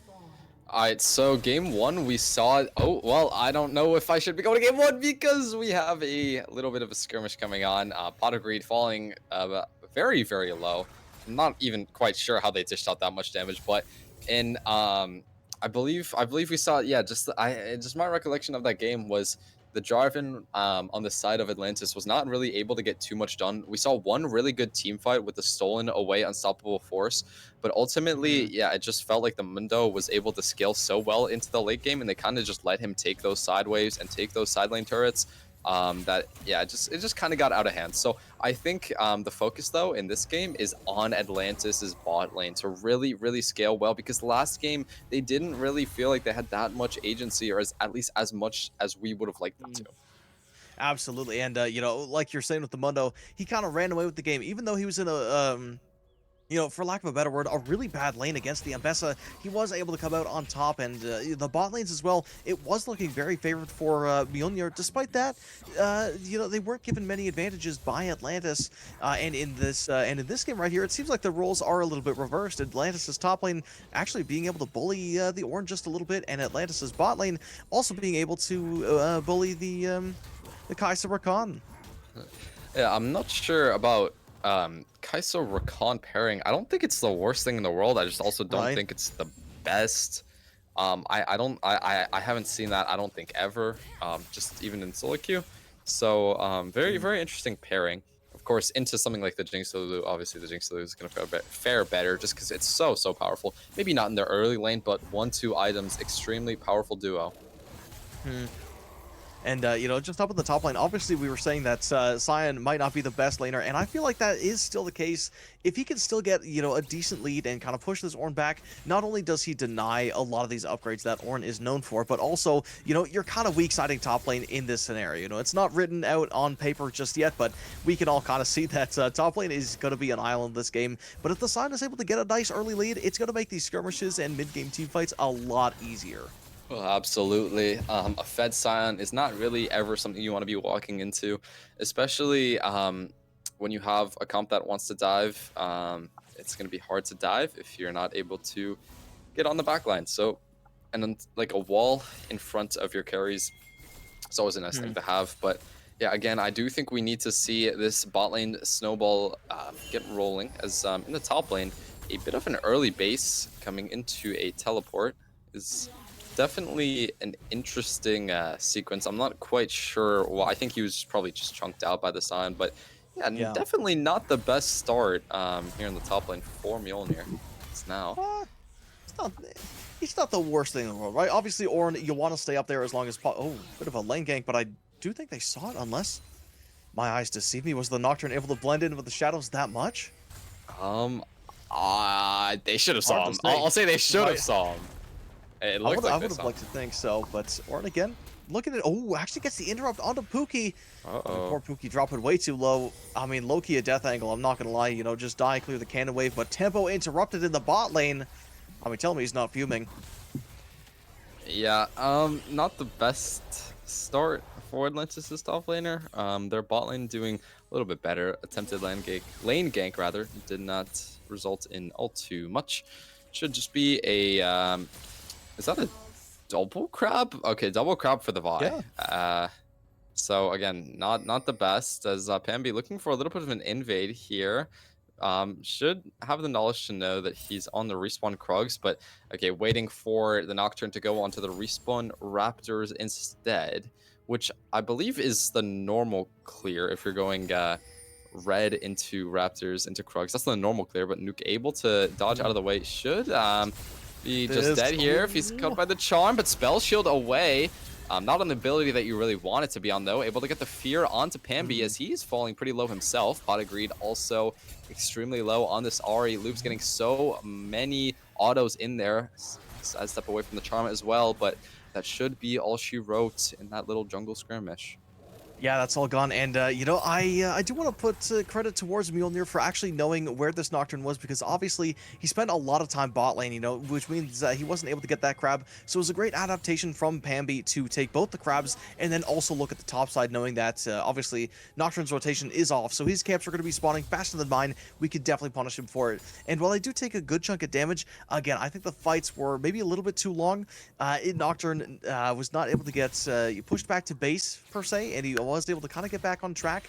But down in the bot lane, I do think that the Jinx has kind of suffered a little bit from that, being 10 CS down so far, you know, from that from Lulu being gone for so long. Yeah, that top lane play was definitely something, going a little bit far, Pambi. I think that a crazy play, I think Loops could have flashed in front of the Vault Breaker. I think it might have been a little bit of a Hail Mary, but, you know, with Crow able to, you know, be in the area, could have been a little bit of a different result. But I think ultimately, yeah, a little bit of a bot lane disadvantage, not really where you want your disadvantage to be, as no lane seems to be really winning aside from the Orianna into Ori, which is probably a pretty favorable matchup for the Orianna, although I wouldn't say it's not anything crazy. It's just a small advantage, which is reflecting the CS lead of about 6 minions in the end, 6 or 7. Yeah, I mean, listen, man, I see what you did there, but looking at this bot gank, the Vi probably going to be looking at a decent gank, but I do think that the vision from Lulu is going to keep her safe, though. Up the top lane, Nocturne might be looking for something. The Ornn might not be able to realize it has that sweeper. I mean, it's an Ornn. You're not really going to be able to take him the... Oh, unfortunately, a bit of anti-synergy. The unstoppable bot crashes into that Ornn pillar, and he's actually good. No, he is going to get out for free, but it does cost him quite a lot of life, and his flash actually going to... What? He's dashing right in. He doesn't have enough of the action. That might be the kill, because he just does not have anything left. What was going on there? And Nocturne gets out as well. The slippery shadow. At the same time, the dragon going to be taken for Mjolnir. And Caliber, you're our expert for tonight. I want you to break down what that was.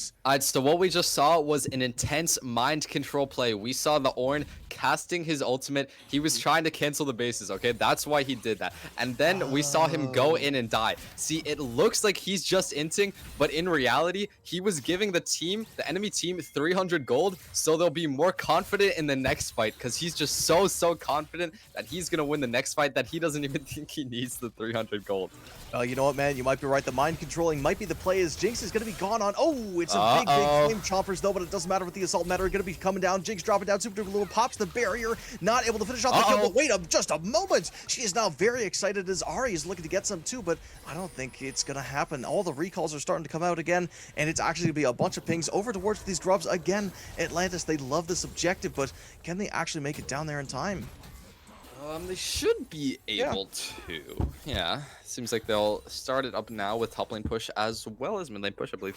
Maybe dropping a wave, as bot lane is extremely happy with that one, able to garner a pretty sizable lead after they pick up this wave as well. I believe they should push out this also. They don't want to freeze it here and take a reset. They want to push out these next 2 waves, so should garner themselves a CS advantage at the end of this, as well as grubs going down. So definitely a favorable trade for Atlantis, is now the Nocturne ultimate coming down onto the Vi. I believe that was a shockwave as well. Pretty good as well. Cyan flash Q over the wall. Means the kill is secured for now. Potagreed next on the chopping block. Will he fall? The flash forward tries to get the slow, but Ahri ultimately has 3 dashes, only has to use 1 to get out of that one. Falling very low, but will not ultimately be dived. No ultimates on the side of Atlantis, means that she should just be able to recall after that. Pretty good play yet again for Atlantis. Yeah, you know, it's all coming up at Atlantis, and you know, correct me if I'm wrong. In the early game of map number 1, we did see more or less the same story with Atlantis being able to find a lot of advantages before Mjolnir just kind of started running away with it. But I wonder if the leads that they build in this game, is it going to be enough to overpower any edge that Mjolnir can build in that late game? Yeah, now maybe a little bit of pressure here onto the Ornn. The ultimate coming out from the Scion actually hits this time, as that is yet again a dead Ornn. Both members of this Atlantis top jungle falling extremely low. Surprising that they are not dead. But yeah, ultimately yet another good top lane play, and just look how many minions and XP he loses for that one. Absolutely atrocious in the end. You know, it's not the best ever, but you know, maybe the mind control six-pack dash is going to throw them off late game because maybe they're going to start thinking that this Ornn is a little bit too comfy. As I say that, beautiful engage in the bot lane with Rakan getting a lot, but actually the Jinx looking to fight this as the polymorph is going to be popped, or no, the huge fight going to be popped rather, as no engagements were found. I thought the Kai'Sa might have been able to find an angle, but it looks like it's the call to back off. Yeah, a little bit sketchy there, especially with the Lulu ultimate available, but advantage of combat Psalms does go over Mjolnir, so maybe they're able to do something. Barrier coming up in just a moment, though. Okay, looking for an engage. Polymorph is there to stop the initial one, but the knockup is there. Kai'Sa maybe looking for something, chooses not to use the ultimate just yet, so Rakan just doing a little bit of chunking. Now Loops maybe looking for a roam down, but chooses to go back to his lane. I do think that oh, never mind. I was going to say a bot gank is in the cards, but it looks like it's a mid gank instead. You know, that lights out is up. Going to pop the spell shield. Not quite coming to fruition, though. Vi down in the bot side is looking for... Wait just a moment. Oh, goodness gracious. The Nocturne getting very scared of the Ahri, and, you know, fair enough. It's a lot of damage, but both ultimates going to be used, jungler for mid laner. Yeah, not the best trade. You know, it's 2-for-1, obviously. But yeah, in the end, Atlantis still definitely have the advantage. Not after that bot wave crash. That's not something you want to see pretty much ever. A big loss of CS as well as experience. But the Jinx does have the cull, so we should be able to even out that gold sometime soon. Yeah, we would like to think so. I do like the call buy from the Jinx. Honestly, it's kind of a meme tier item. Not too many people have been building it in recent times, but I do think that it does give you a lot of gold, especially if you're in you know, for lack of a better word, a snoozer lane here. Kai'Sa and Rakan definitely can get aggressive, but against a Jinx and a Lulu, it's pretty darn tough. And you're not going to be seeing too much action aside from some tower plates being traded. But as I say that, a bit of an invade on the blue side of Atlantis. Yeah, might be able to steal away these camps. We'll have to see. Should be a fight breaking out here. Orianna is rotating down. Nocturne ultimate should be available. Spell shield does hit the charm, so that is a very crucial ability down. I'm not sure if he's able to get the blue buff. I'm not sure why we're panned on top side, as the fight seems to be breaking out now. The Rakan seems to be going for an engage. Pam be forced to flash away from the chompers, I believe. Now extremely far forward as well. Does have his Kai'Sa back him up, but I'm not quite sure if this is a fight that he wants to be taking. As the Nocturne going in, the Nocturne Orianna combo, absolutely beautiful. Catching Vi off guard as well as the knockup from the Lulu ultimate. They are not done yet. They're trying to go as far as they can, but the Rakan ultimate onto 3, getting CC onto so many. But it seems like Atlantis want to continue the chase, maybe under the turret. Ahri damage is great though, is somehow deadly low, finding the kill. Hex Optics giving him that extended range as well. But it seems like that should be the end of the fighting for now, as it should just be Dragon over to Atlantis, second Dragon of the game. That was almost an insanely good fight from Atlantis because, you know, we saw so many people dropping super duper low. Obviously, Rakan definitely gave his life for that one. The quickness onto 4 members was absolutely pivotal. It did give Mjolnir enough time to just kind of squeak away with their lives. Kai'Sa may be looking to get aggressive, but is going to be forced to back off as 4 members of Atlantis are down on the bot side, and the entirety of Mjolnir is either backed or, you know, fighting a Scion. Yep, Mjolnir not having taken a single kill in this game definitely seem to be on the back foot, so maybe they'll be able to find a little bit more of what they drafted to. They've not gotten too many successful dives, or like, yeah, you know, engages rather onto the enemies. But now Rakan flashing forward, W goes wide as well, doesn't even have the ultimate, so a complete waste of the flash.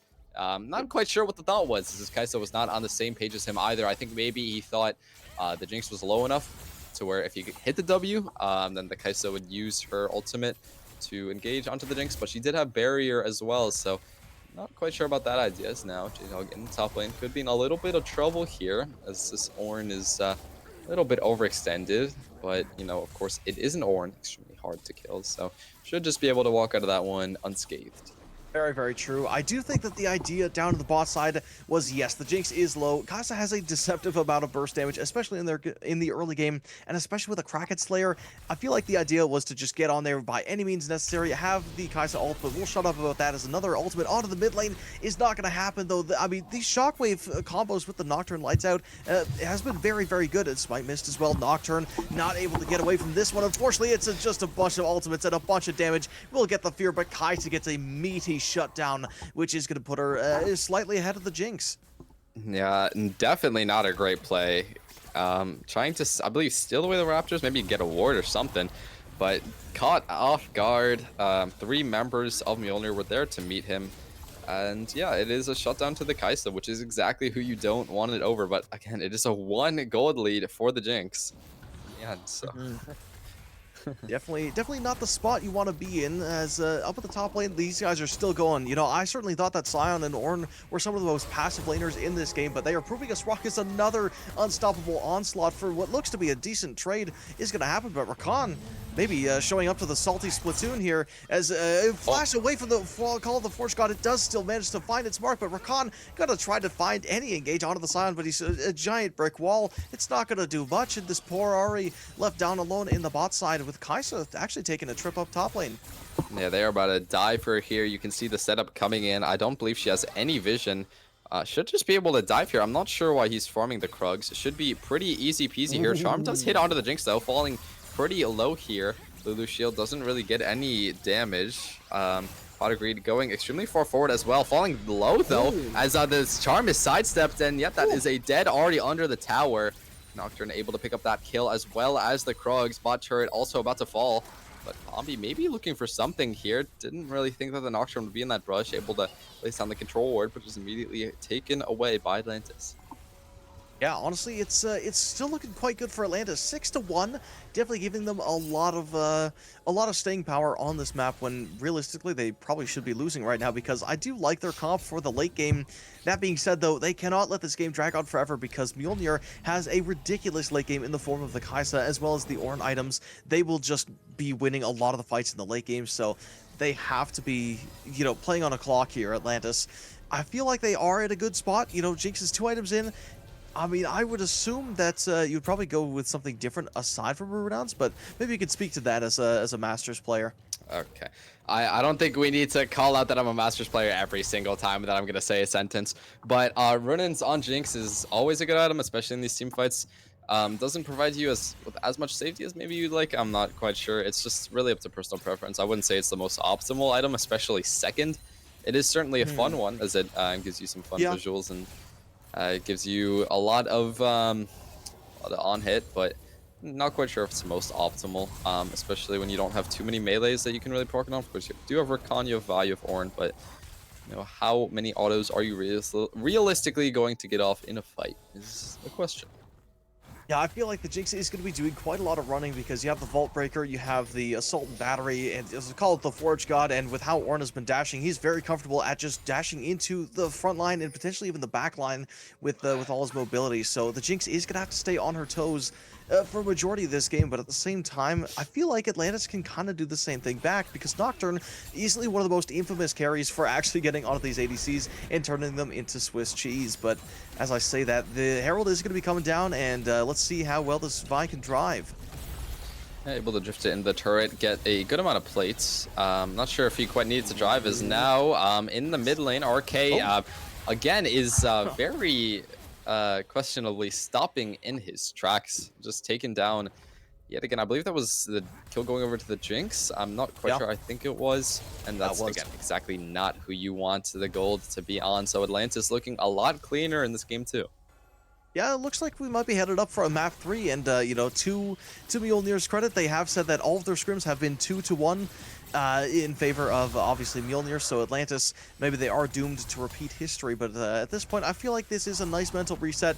The Jinx is getting a lot of gold, up 1.2k on their laner, and in fact, every single person on Atlantis is going to be up a decent bit of gold, as another mid lane dive. This Kaisa has basically nothing left. As enough utility from Rakan is able to keep them alive. Maybe a killer instinct could be popped. But I mean, up at the top lane, the action is still not done, with Sion being taken down and just being abused by the cops. Is able to pop a nice unstoppable onslaught, but the flash from Vi is going to be called for. But wait just a moment, Ornn's diving out of the tower. They're not done giant quite yet. It's Bowser's law, ladies and gentlemen. You can't dive the Sion and expect to live. So they are going to have to just run away with it, but Sion wasting so much time, soaking up so much pressure, with the bot lane actually going to be able to come in for a rotate. Vi getting a little bit too greedy, same with the ward, and now this could be another 2 extra kills into the Jinx's pocket. They land the zap, and now it's just a matter of slaughtering the Forge God as Vi gets caught, and I mean, Jinx, they're going to try to get excited, but Ornn, not the easiest champion to take down, and this Vi is able to escape with their lives. Are teleporting as well to the top side. Not sure if that's exactly the right idea. Baron is spawned now though, so should be on the cards pretty soon. A 5.6k gold lead for Atlantis. See if they're able to find the kill onto Pot of Greed. Should be pretty easy. The Nocturne ultimate is there, but ultimately dashed away. It feels like that's happened every single time. I feel like you should know that that's going to happen. But again, Nocturne players just don't learn, I guess, as I don't think they're going to start up the Baron anytime soon, but I sure hope they do, because otherwise this is going to be a very boring next 15 minutes of the game. It would be really nice to see a Baron taken, but at the same time, I feel like you need to kill off the Kai'Sa, because if there's anyone that can capitalize off of everyone being bunched up, it is going to be the Kai'Sa, it is going to be this Ornn, it is going to be this Vi. There's so many ways to CC multiple members of Atlantis. And yes, they do have the Hugify, which is a nice saving grace. Yes, they have the command Shockwave, which does give them a lot of the area CC, but at the same time, I mean, the Ornn is, you know, he's been known to dash quite far. The Rakan certainly has a very fast engage, so it is a bit of a gamble if they do go for something like that. Yeah, absolutely.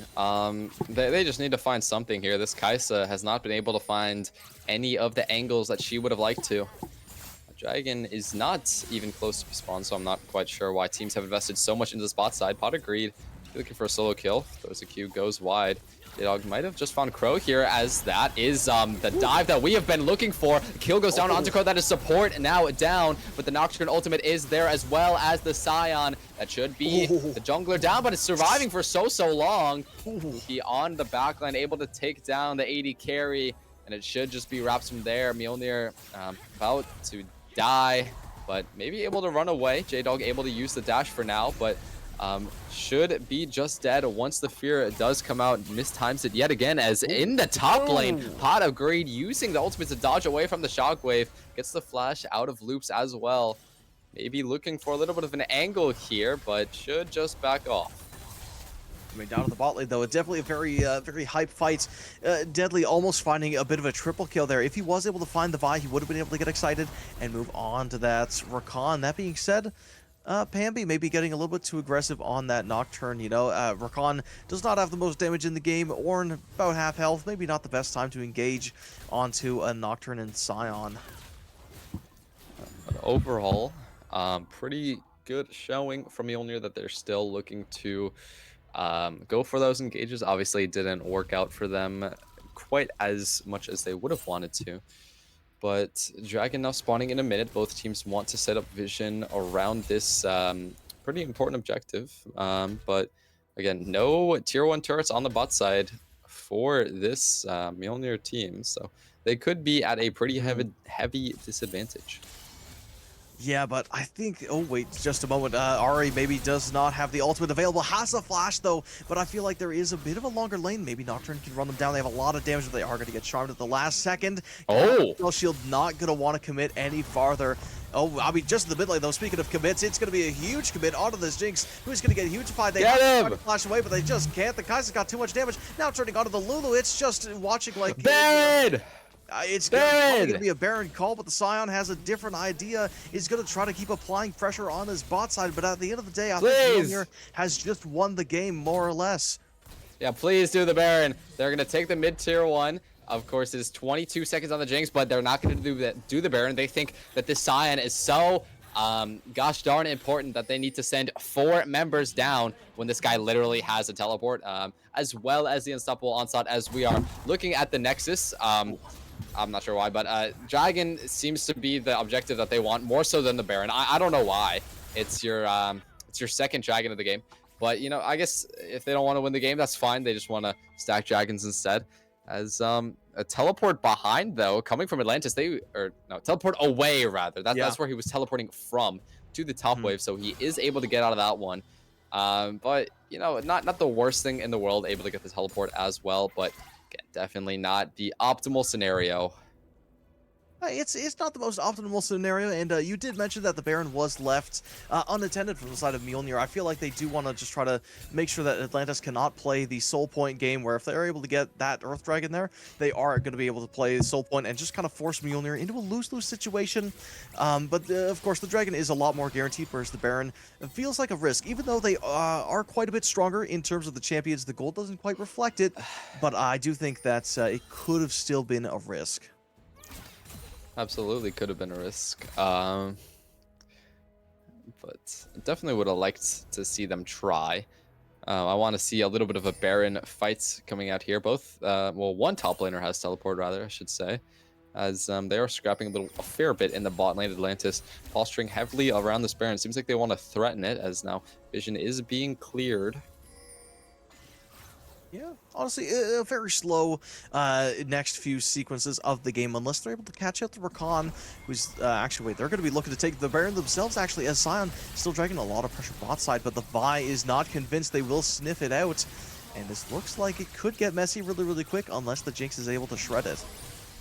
Yeah, Jinx making it extremely, extremely fast with the miniguns. Should just be done here. Able to get the smite down as well. That is a Baron and out. Jinx taking a very aggressive free call, but shouldn't be punished. I mean, kind of infuriating to watch them just get dragged by the Scion. They also lost the bot tier too. I'm not quite sure what the thinking was, and it's just a Baron for Atlantis. I don't know what else to say, really. It's just kind of disappointing. Well, I think that's you know, something to be said that isn't quite disappointing is the fact that this Jinx has been able to thrive in what would have otherwise been a pretty dominant kill lane. You know, Rakan again is able to set up the Kai'Sa quite a bit. You know, maybe he can't set it up as much as a Leona, but I do really like the Rakan because with the team that Atlantis has drafted, there are, you know, a million ways and one to get onto this Kai'Sa, and the Rakan offers, you know, a nice mix of disengage, peel, and obviously, you know, Kai'Sa passive stacks. So again, in this kill lane, you know, Lulu, not the most aggressive laner in the world. I do think that the Jinx is going to be very happy with this performance, you know, being 4-1, you know, sitting pretty.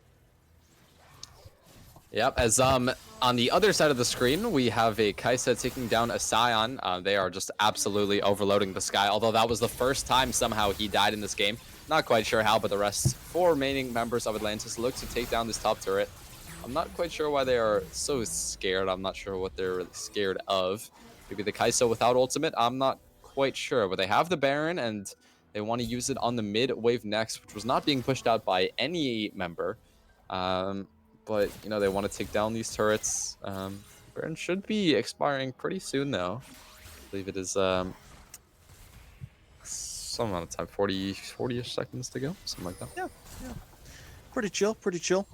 You know, a minute still left on this Baron buff, so I do think that this does give Atlantis a fair bit of pushing power, but one thing to note is that obviously Mjolnir did shut down their most dominant pushing power in the form of the Scions, so it's going to be a little bit harder for them to start cracking these turrets on the sidelines to keep applying this pressure, which I do think for Atlantis they do want to start investing more into the Scion, because if they were able to drag Mjolnir for that long and able to take a Baron, I think that's probably going to be the same kind of theory that they're looking to apply when this Dragon Soul starts coming around, and especially with the Elder Dragon getting a little bit closer onto the horizon. Potentially, you know, 35-minute Elder if things go well. Yeah, I mean, this game is just kind of a snooze fest. Neither team like really pushing their advantage that much.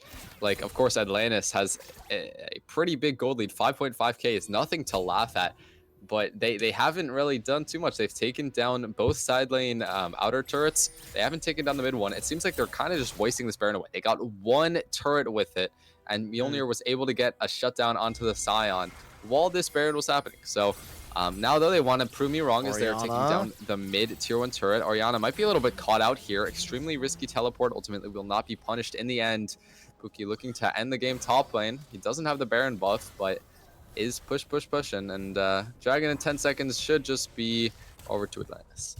Yeah, it should be a relatively free Dragon yet again, and now Atlantis, they've kind of forced Mjolnir into a lose-lose situation, because now when the next Dragon spawns, they're going to force Mjolnir to pick between a Baron or a Dragon. I mean, granted, the Baron will come up quite a bit sooner, but I feel, you know, with champions being as strong as they are, I don't think Mjolnir would be able to sneak it very easily. Goodness gracious, that was really fast. That was a fast Dragon. Yeah. Correct. I don't think they would be able to. I am a bit skeptical of how Mjolnir are going to be able to come back in this one, but I'm also skeptical of how slow Atlantis are playing it. So if they give time for the Kai'Sa, obviously the Jinx outscales the Kai'Sa, but if they give time for the Kai'Sa to get a little bit more items, and they find a nice recon engage, and they find a nice CC chain onto this Jinx, could be really scary. And no cleanse on the Jinx as well, so could get comboed with that Vi Ahri, pretty much guaranteed CC. So could be a Absolutely. little bit scary. Yeah, even though Atlantis is in the driver's seat in terms of gold, and very convincingly so, being about 6,000 up. Again, right, you mentioned that the lockdown from Mjolnir is ridiculous, and obviously that is something they will have to kind of keep in mind. Though I do think that the Mikhails does allow the Jinx to play a little bit more risky. Yes, it only cleanses one thing. Yes, it does heal, you know, just a little bit. And yes, it's not as instant as a cleanse, but at the same time, it's not too bad. And I think, you know, just giving the Kai'Sa enough space is going to let her kill the Jinx. So maybe if Atlantis can keep this Kai'Sa at bay, it is still going to be doable. Yeah, I mean, I sure hope so. Only 400 gold difference in the 80 carry role. Both carries having the exact same CS, or not CS, sorry, KDA. Exact same CS would be kind of crazy, but yeah, so it shouldn't be too crazy in terms of like raw 80 carry damage output, the difference, as it's only really like a longsword that's the difference. So yeah, looking forward to this fight that should be erupting in 45 seconds, but like I'm not really sure what, like it just bothers me so much, like how this team, like neither team really looks to push their lead when they're ahead. It's just like this Jinx ran to get the blue buff. Like I feel like you could just be doing so much more with your time than literally sitting around doing nothing. There is something to be said with the Jinx, you know, maybe looking to farm probably a little bit more, or just trying to optimize their farming times. But at the same time, I feel like they were probably waiting for this Baron, you know, now that they are a solid gold lead ahead of Mjolnir, maybe they do have the courage and the strength to fight over this Baron without question. Whereas before, I would have thought that they probably would have just, you know, kind of cleared mid waves, but we'll talk about that later, as I think the Nocturne is going to be spotted by the Ahri, might be engaged on by the Rakan. Has a Guardian Angel as well in his pocket, so extremely scary to go onto him, as we see 5 members of Atlantis are here, clearing out one ward. They want to get control over this mid wave. Obviously, that's what you want to do before any objective, especially the Baron. But they are kind of just chasing chase. Yeah, into the jungle. We can't really see what's going on as the ultimate finally comes down. Not quite sure what's going on to. I believe that is the Ahri in the end. All 3 charges of the ultimate are ultimately used, but falling down extremely low. Will ultimately die, and on the flank is Pompey flashing in, not able to find really anything, but the forward on the flank is able to find the CC onto so many. Ultimately, though, only Oriana will fall in the end on the chase, maybe able to find some more. The Rakan engage finds so many onto fall the Kai'Sa ultimate in the back line, but she's absolutely blown up for the Lulu ultimate. Maybe the damage is enough, though, immediately met with the Scion Q, and that should be the end of Mjolnir in this game too. Maybe they're able to find something, though. The Ahri has arrived. The damage is here. The orange CC is as well. It should just be the Ahri going down, the flash forward. Triple kill for Pookie. A TP into the top lane to try to work this base down. Yeah, honestly, a bit of a messy fight there, but certainly, you know, speaking to Mjolnir's comp, they were able to get onto the Jinx relatively easily, despite being down the players. And yes, they did manage to kill the Jinx, but, you know, at what cost? They lost a lot of their base, they lost a lot of their champions, and they are continuing to bleed out resources. I don't think Atlantis can quite end now. I would certainly hope that they could, but, you know, without that Jinx, that's a lot of pushing power that does not you know, go in their favor. But with this Baron coming up, I would imagine they are able to take it, probably just march down mid and end this one, bringing us to a game 3. Oh god, I hope so. I hope they don't get another Baron and do absolutely nothing with it. But double inhibitors should be going down, maybe not the mid lane one in the end, but you know, top lane inhibitor, so important. Mid lane inhibitor being so low means that they should have an easy time getting those supers as well. I'm not sure about channeling the recall.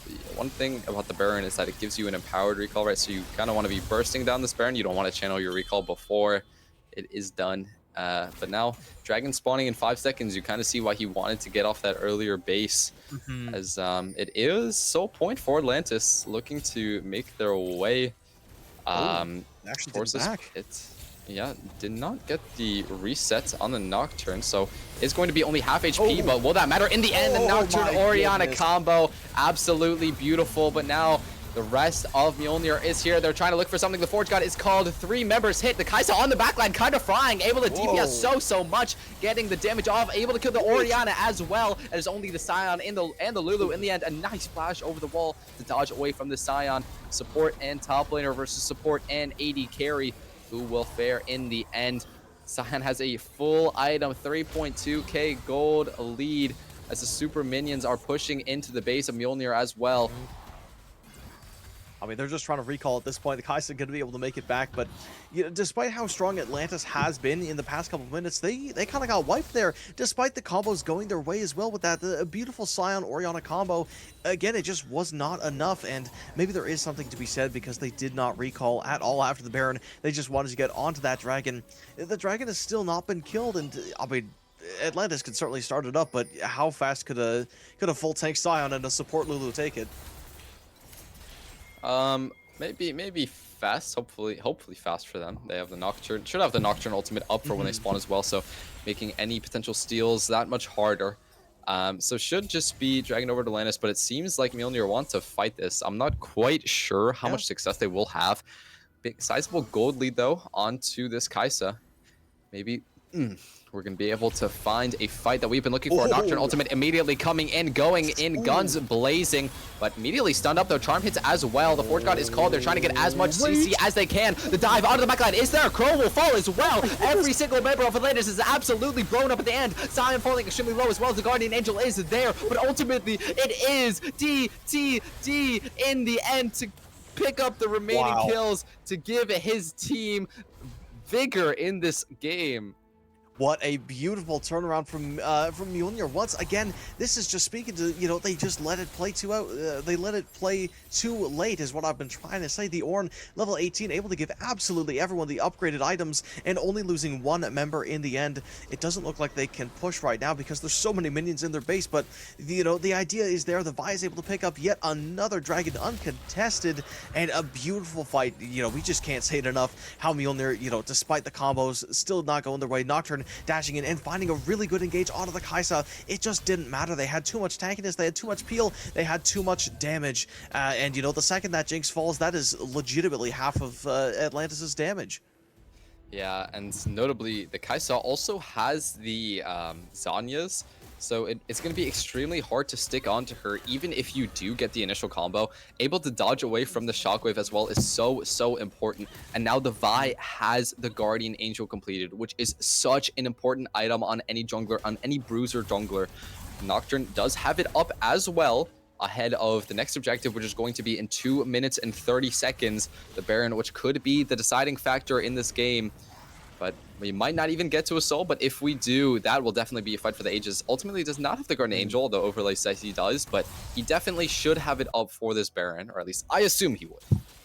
I do believe you are correct. You know, Guardian Angel, not the shortest cooldown item in the game, but definitely will be up once this Baron rolls around once again, and definitely for this Dragon Soul. Granted, it doesn't get popped, but the thing to notice is that Vi, you know, despite being a pseudo-assassin, does have that Guardian Angel as well, so getting this Vi off of the Jinx has now become even harder, even with all the tools that Lulu has and has built. It is still going to be very tough, but Nocturne maybe finding a little bit too much there. He's going to be gone on Vi. Okay! Going to be able to hit, and oh my goodness, the Jinx is just blown up immediately. They're going to be able to Hugify, just try to save her. She flashes over the wall, but now she's out of the fight. Side hits a beautiful knockup, but it's just not enough. Potter being able to take out the Nocturne. Reset. The Living Shadow gets Get the Jinx, get the Jinx, the flash! Jinx is just done for. There's nothing they can do. They try the Aftershock, they try the Scion engage. It's just nothing happening. DT Dub is just able to just ball absolutely everyone. As still all 5 of us remain from Mjolnir. It's just going to be a Baron into end, I would assume. I mean, maybe if they're able to find enough. Jinx is 50 seconds on the death timer. Vi looking for something else. The recall was channeled though, so will be polymorphs as Ahri is in the base to match these minions. They don't up for the Baron, even though Nocturne is only up in 20 seconds. They want to get this turret, but will they be able to is the question. I don't think the answer is yes, as they don't. Oh, the Baron isn't even up. Yeah, that makes a lot more sense as to why they did not go towards that Baron. and probably why towards Tactical Nuke was so caught off guard there. But again, this Jinx does not have the flash or the barrier for this upcoming fight, nor does Lulu have the heal. That is so many tools that are just simply gone out of the pockets of Atlantis. And again, the Mjolnir comp is based on dive, dive, dive, and dive they are doing. They are showing why this team comp is so good at what it does, and they are showing exactly how to execute it. You know, there were two separate sort of turns in that fight. You know, we saw the Jinx flash over the wall as well as get Lulu ultimated, and just on the re-engage got absolutely blasted. Now Kai'Sa completing her last item as well, going to be extremely strong in what could be the last fight, but now engaged on by the Nocturne. A pretty horrible ultimate, doesn't even get past the shield of the Vi. What a crucial ultimate we just saw get used. As now Pambi maybe looking for an engage, but doesn't want to commit too far just yet. He doesn't have a Pot of Greed in his pocket. Baron is now spawned though, and it seems like Mjolnir want to fish for a fight. Seems like they do, but without that Nocturne ulti, it is going to be a little bit harder. Maybe they could try to chunk down the Ornn, but obviously this Jinx needs to give a lot of respect to this team comp that Mjolnir have drafted, because in past fights they have not given that respect, and Vi charging a Vault Breaker might have been the deal breaker, as it's going to be another classic Baron fight here. Let's see it, boys. Rip through absolutely everyone if they're not careful, and it's actually surprisingly calm. Yep, but as everyone knows, the center of a hurricane is the eye before the storm. As the Forge God is called, the ultimate is pretty good, but immediately spell shielded away. The engage hasn't really come through just yet, as the charm does hit on the Scion, so a good amount of damage will go down onto him. They do have the Vi ultimate still online as well. Nocturne ultimate should be up just shortly. Pookie taking an extremely large amount of damage as the Nocturne ultimate is there. The Orianna combo is absolutely beautiful, but the guy that hasn't died just yet, and neither has the Ori. Another fight going down as the Vault Breaker onto the carries, but ultimately won't end up mattering in the end. The Ornn is the only one there to match the damage. The Guardian Angel is there, but should just be ultimately dead. But the Rakan is there to CC so many, but doesn't matter in the end. Loops trying to do as much as he can as the flash away from Orianna, living on 1 HP in the end. But the guy's ultimate over the wall, able to find so much value. Crow stepping up way too far. Is Pot of Greed going to be able to find anything? DT dubs, so much damage. Triple kill in the end. Oh my goodness, he's going to do it. He's gonna win the game for his team. Quadra kill for the Kai'Sa, and what a comeback from Mjolnir, able to pull it back. A comeback of the ages for sure. Atlantis, even though they drafted for this insane late game and they had a really good engage, again, it just didn't matter. Mjolnir was able to pull so far ahead so quickly, and it just came down to them not, being on the same page at that point, because while the Vi was diving into the rest of the team, they were completely distracted. They lost the member very early on. They lost the Nocturne, which even though he is an assassin, he has some decent peel with that fear. He has some decent survivability with his lifesteal and his spell shield, but they lost him so early on that it was just, the numbers were in their favor. And now with the Mountain Dragon's soul going to be claimed for Mjolnir, I mean, what do they have left for Atlantis? I mean, what do you have left in the tank? Not too much is the answer. Jinx not on her 6th item yet either. The Nocturne Orianna combo, they did get it. So in that team fight, they got pretty much everything that this comp is made for. Of course, they didn't get as much Jinx value as they would have liked, but that is the combo to look for. And oh my goodness, that was an absolutely insane fight. I thought Atlantis had it there for a second. It really looked like it was going in their favor, but ultimately it did not turn out to be so, as now the Baron should be on the cards for both of these teams. Obviously, Mjolnir with the Mountain Soul are at a little bit of an advantage, just in terms of raw 5v5 power. But now, they want to get this Jinx towards the 6th item. Will they be able to is the question. Maybe looking for a fishy little pick here. Maybe looking for a kill onto the Nocturne, but nothing coming out just yet. Nothing quite yet. I know for a fact Atlantis has to be approaching this map a lot more carefully, because if they don't, they will just get run over once again, and it looks like a Baron is just not going to be in their hands. It's already down to 12k. Nocturne, you could try a steal. It has happened before in map number 1, but at this point it's do or die. No, but the blue team is able to secure another Orianna combo, but as we see, the damage is just not there. Jake's not able to find onto a fight with the call of the Forge God. That's a Nocturne down. gonna be another down. It's uh-ohs all around, but it's gonna be going so far. they're going very far. Actually, wait a minute. The Kaiser dives in. Hold on just a moment. Maybe his positioning is Jinx gets a shutdown. It's I don't even know how that happened, but it seems very winnable for Atlantis now. This might have just been the game. There's 3 carries down. It's just an Ornn and Rakan left to defend the base, and I don't think they're going to be able to stop a Jinx.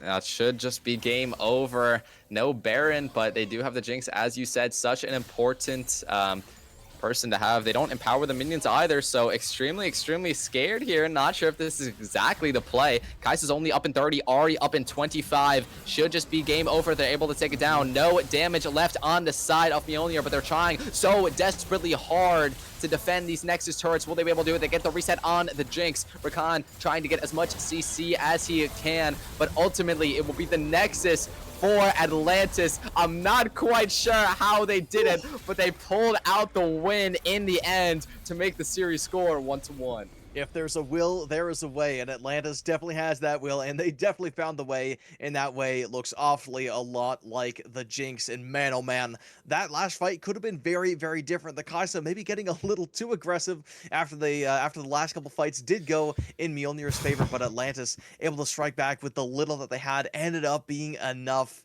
And I mean, we'll be able to see it with the gold graphs because that is going to tell the entire story. It's going to look like a roller coaster. Yeah, that last fight was honestly very sad to see. Once you got the Baron, you kind of have to get out there. The Vi, I believe she flashed over the wall or she queued over the wall or something. Oh my god, that is a crazy damage chart. 50k damage on the Kai'Sa. You can see it right there. Yep.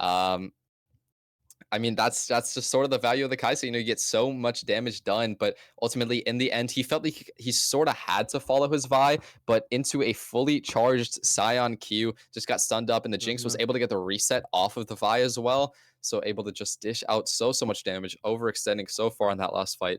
But both teams having the same amount of kills as well as deaths, which is kind of surprising. Oh my god. Yeah. It's just a straight mountain right near right there at the end of the game. Again, we saw Mjolnir fight back a crazy amount. They were able to get away with basically murder. Yeah, a little bit later on into the game there with those last couple fights going their way very convincingly so. But again, the Jinx in the end is going to be stronger than the Kai'Sa, able to wrap it up. But you know, to the Kai'Sa's credit, they did get a little bit more damage on their chart. Yeah, Kai'Sa absolutely frying in those team fights. Just very good try by them, honestly. They were able to pick up the Mountain Soul, but one bad decision can lose you a game of League of Legends, and that's exactly what we saw there. Very sad to see, but that is how the game goes. That is how the game goes. That's the way the cookie crumbles. And I'm sure there's another analogy out there, but it's just not coming to mind right now. But the point is that we will be seeing a map number 3. It's time to see if the underdogs can prevail against their much stronger sister team. You know, because again, a lot of these analytics are going in the way of Mjolnir. But it's time to see if Atlantis has what it takes to overcome these odds and to you know, make a name for themselves. The owner was basically you know, telling me so much that the team has worked so much to try and beat Mjolnir. It has never worked in the past. Now it has worked here. Can they do it again for map 3? Yeah, we'll have to see. Ultimately, I think that Mjolnir should have an advantage, but again, we will have to see, and hopefully we'll be able to throw you to a quick break.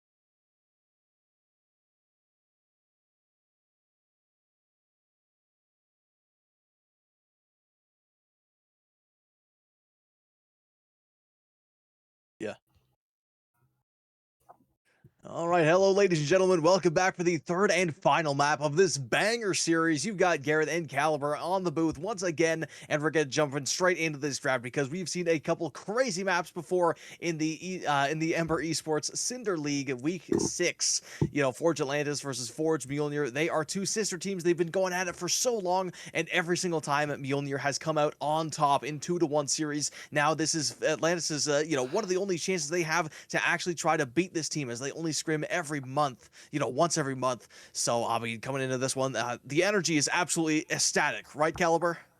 Yeah, we just saw that last game end in a pretty sad team fight for Mjolnir.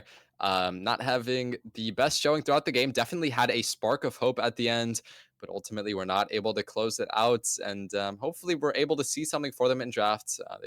I believe they selected blue side, or first pick rather, as Atlantis selected blue side.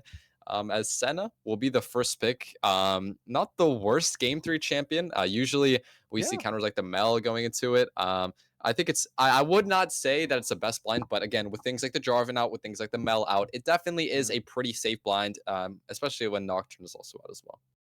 Absolutely, yeah. There's a lot that the Senna is weak to, but if you're able to get the right conditions, I do actually like it as a laner.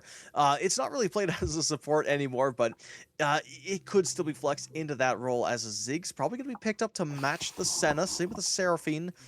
Ashe is going to be banned as well, so What? no, you're right. It's a little wonky. I do know that Seraphine and Ziggs is played by a couple different players on this team, which is why I'm a little bit confused. Is the Ziggs mid? Is it bot?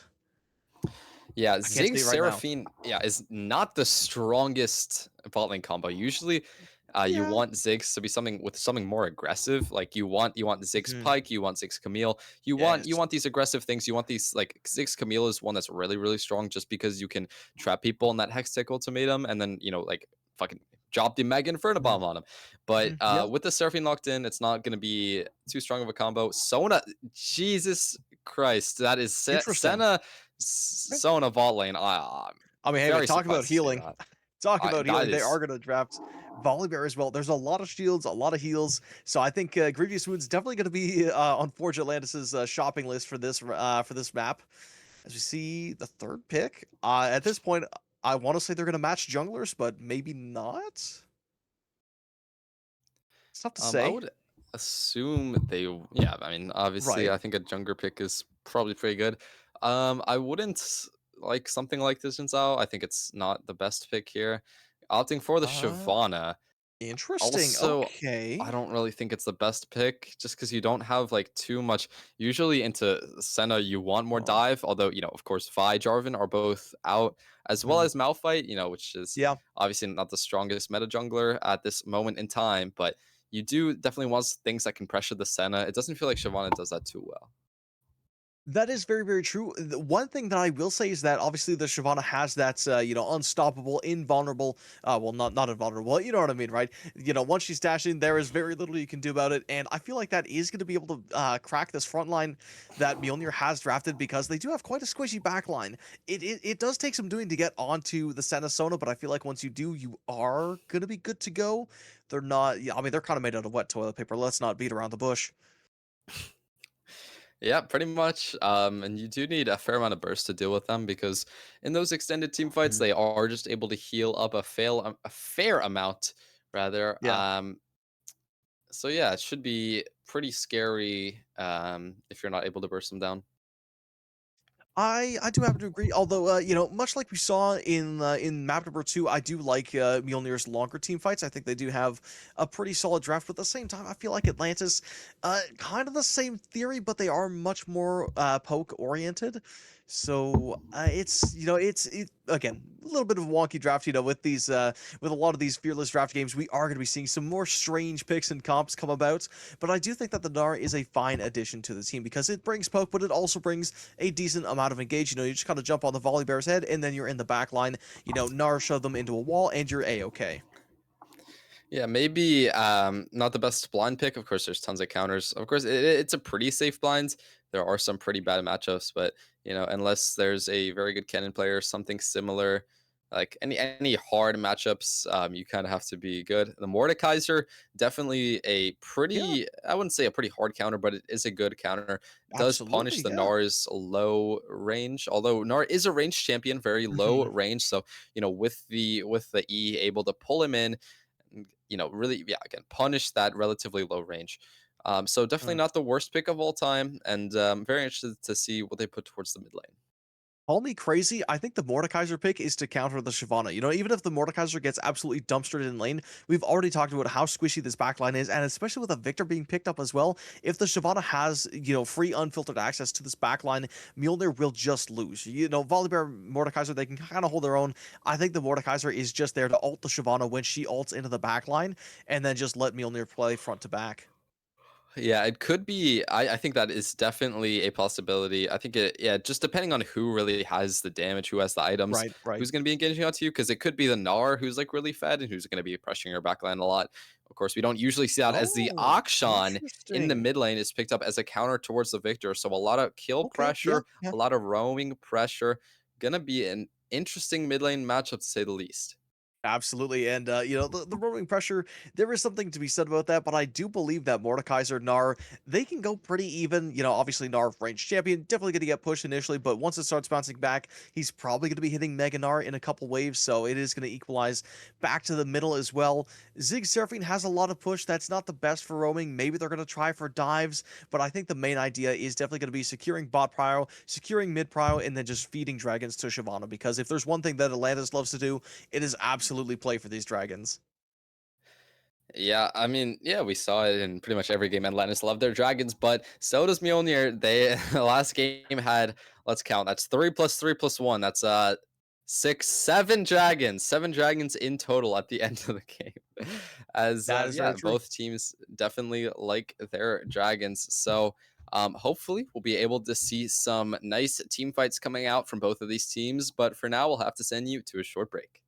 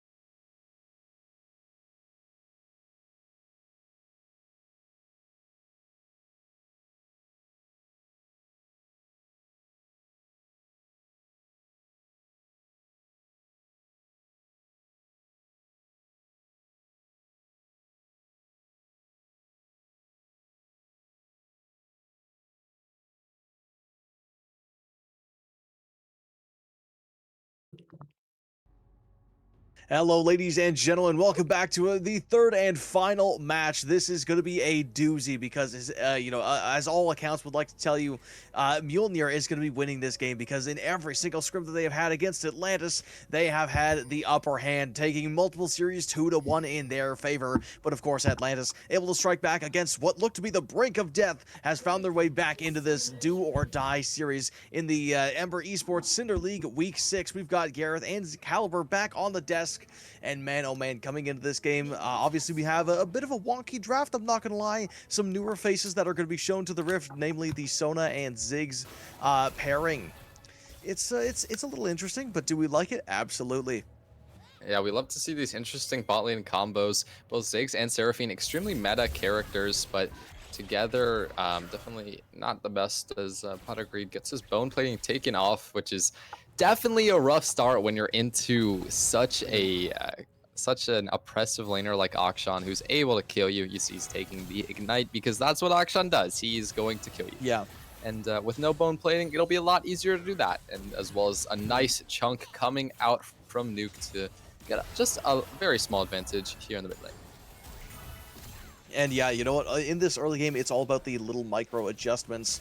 Obviously, in the top lane, Mordekaiser is going to have a bit of a rougher game, but as we were talking about in the draft, I do think he is just going to have relevance, mainly because of that death realm, because the second that Shyvana is going to be able to dive onto this backline, Mord can just ult them, and then Kill or Not just wants to, just keep her out of the fight as long as possible, and let Volibear just kind of be the moving brick wall in front of this very squishy backline, because if Mjolnir does have enough time to scale, I do think they start winning the late games 10 out of 10 times. Yeah, absolutely. Gnar should have a pretty easy time early on, though.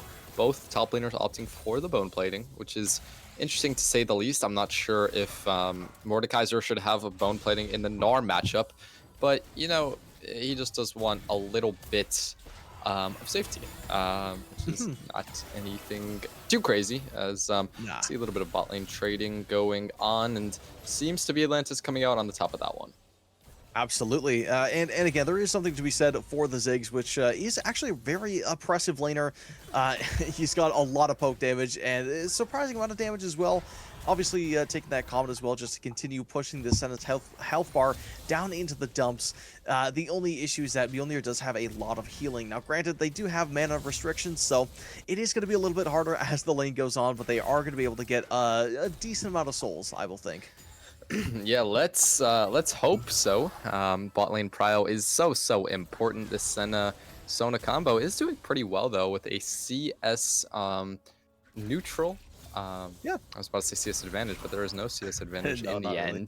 I kind of expected there to be a little bit of a CS advantage just because of how much pressure is coming from the Ziggs, but yeah, the Senna doing a pretty good job of CSing in this one. Is now in the top lane. This Gnar might be in a little bit of trouble here. Does have a level 3, so should have the dash, but might have already used it. No, able to hop away from that oh so scary Volibear. But now both junglers have completed their full clears. Now Akshan on the move. Does have the first move, I believe. Able to force the flash away. Is now in the bot lane. DT Dove flying very low on the second. Oh wait, he's going back? Oh my god. For some reason, going back on Tactical Nuke, even though Loops is still there, they don't quite have the information, so maybe he thought he was a little safer than he actually was, but in the end, will just be a crab over to Atlantis. And one other thing to be said about this bot presence is definitely that they are going to want to keep this bot prio for the Shyvana, and I do really like the Akshan draft because obviously, yes, it's not a control mage. Yes, this team, they do make it up in magic damage for the bot lane, but if Akshan is able to get a lot of mid prio for this Shyvana, these dragons are going to be really easy pickings, which I do think is going to be a lot of their win condition for this game. Yep, Dragon now spawning in a minute's time here, so we should get to see some nice bot lane fighting action. Of course, nothing too exciting, as we don't have the most exciting AD carries in the world. Senna versus Ziggs is not exactly Ezreal versus Vayne, but it is definitely could be some fun stuff going on with the Volibear as well as the Akshan. Very fighting oriented champions. So hopefully we'll be able to see some action.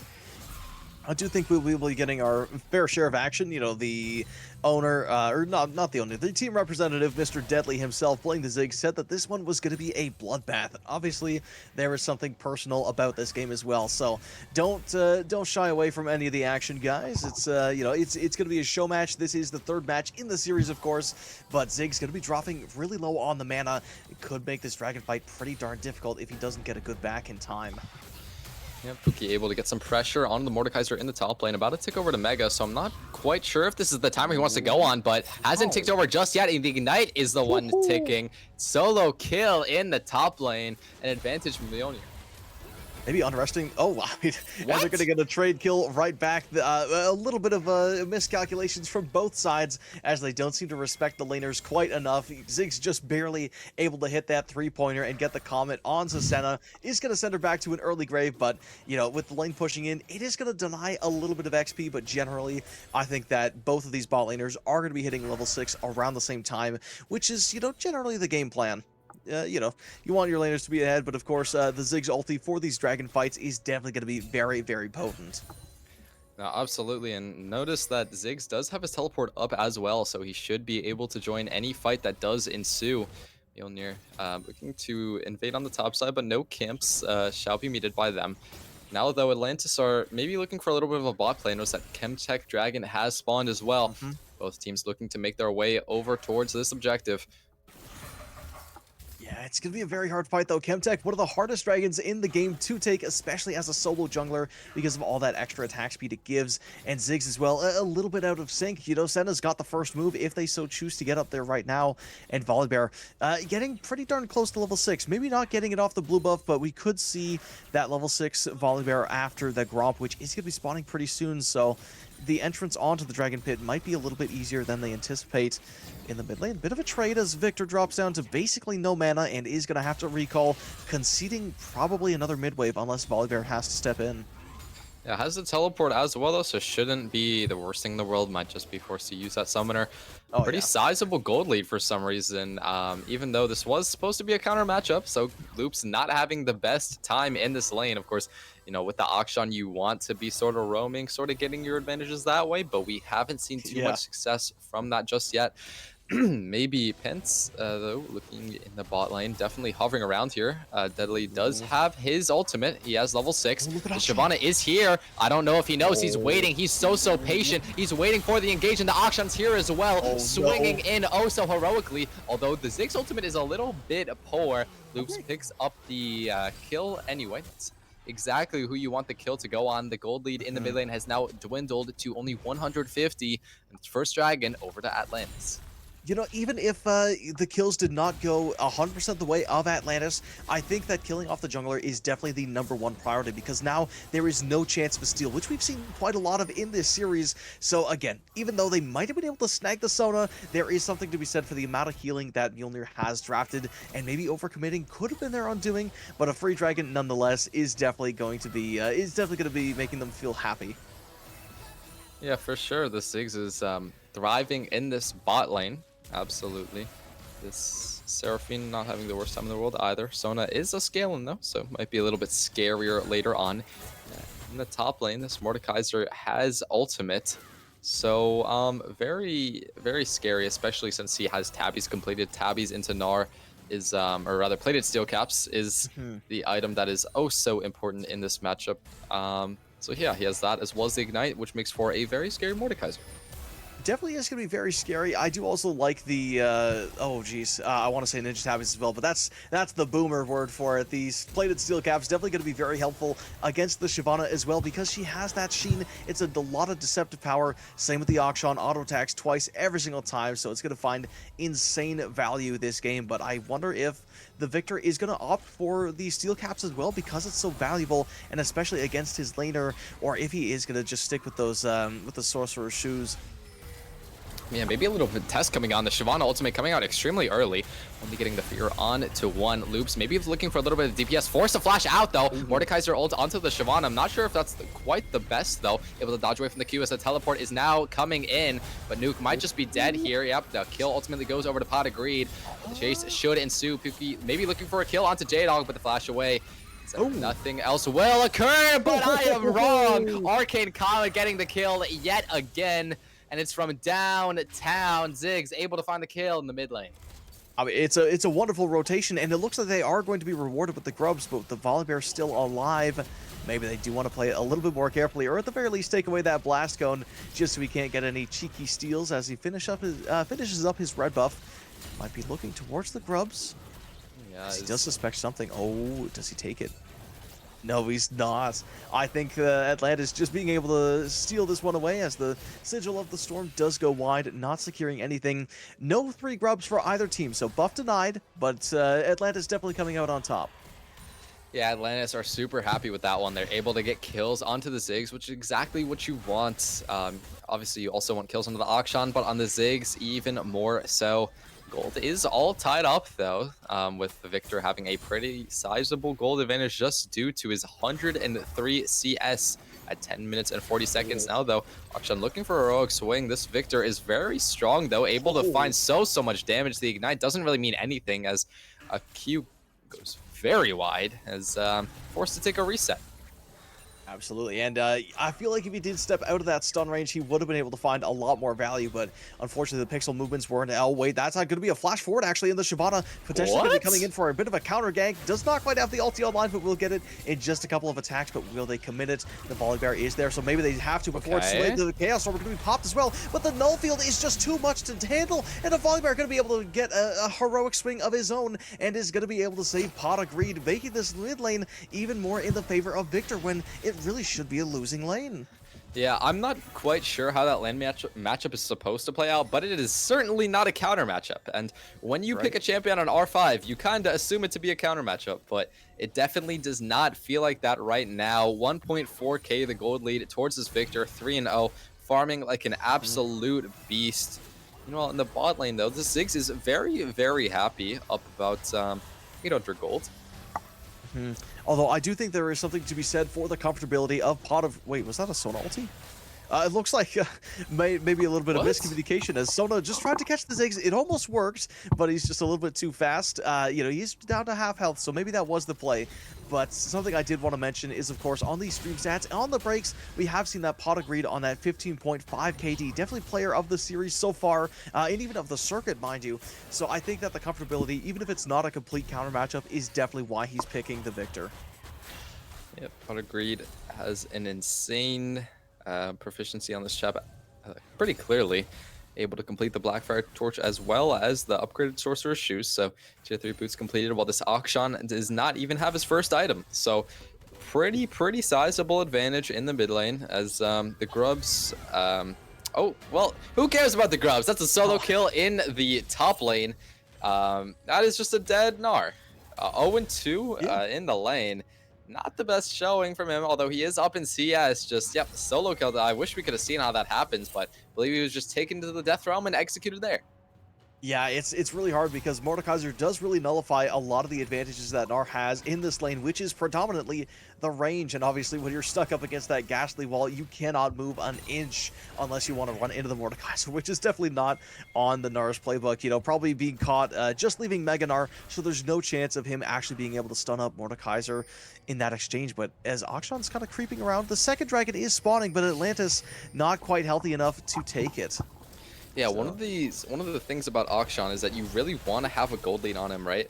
And if you don't have a gold lead on Akshan, it kind of feels like you lost the whole game. And I'm sure that's what this mid laner is feeling right now. Doesn't feel like he has too much agency, hasn't been able to make any crazy roams.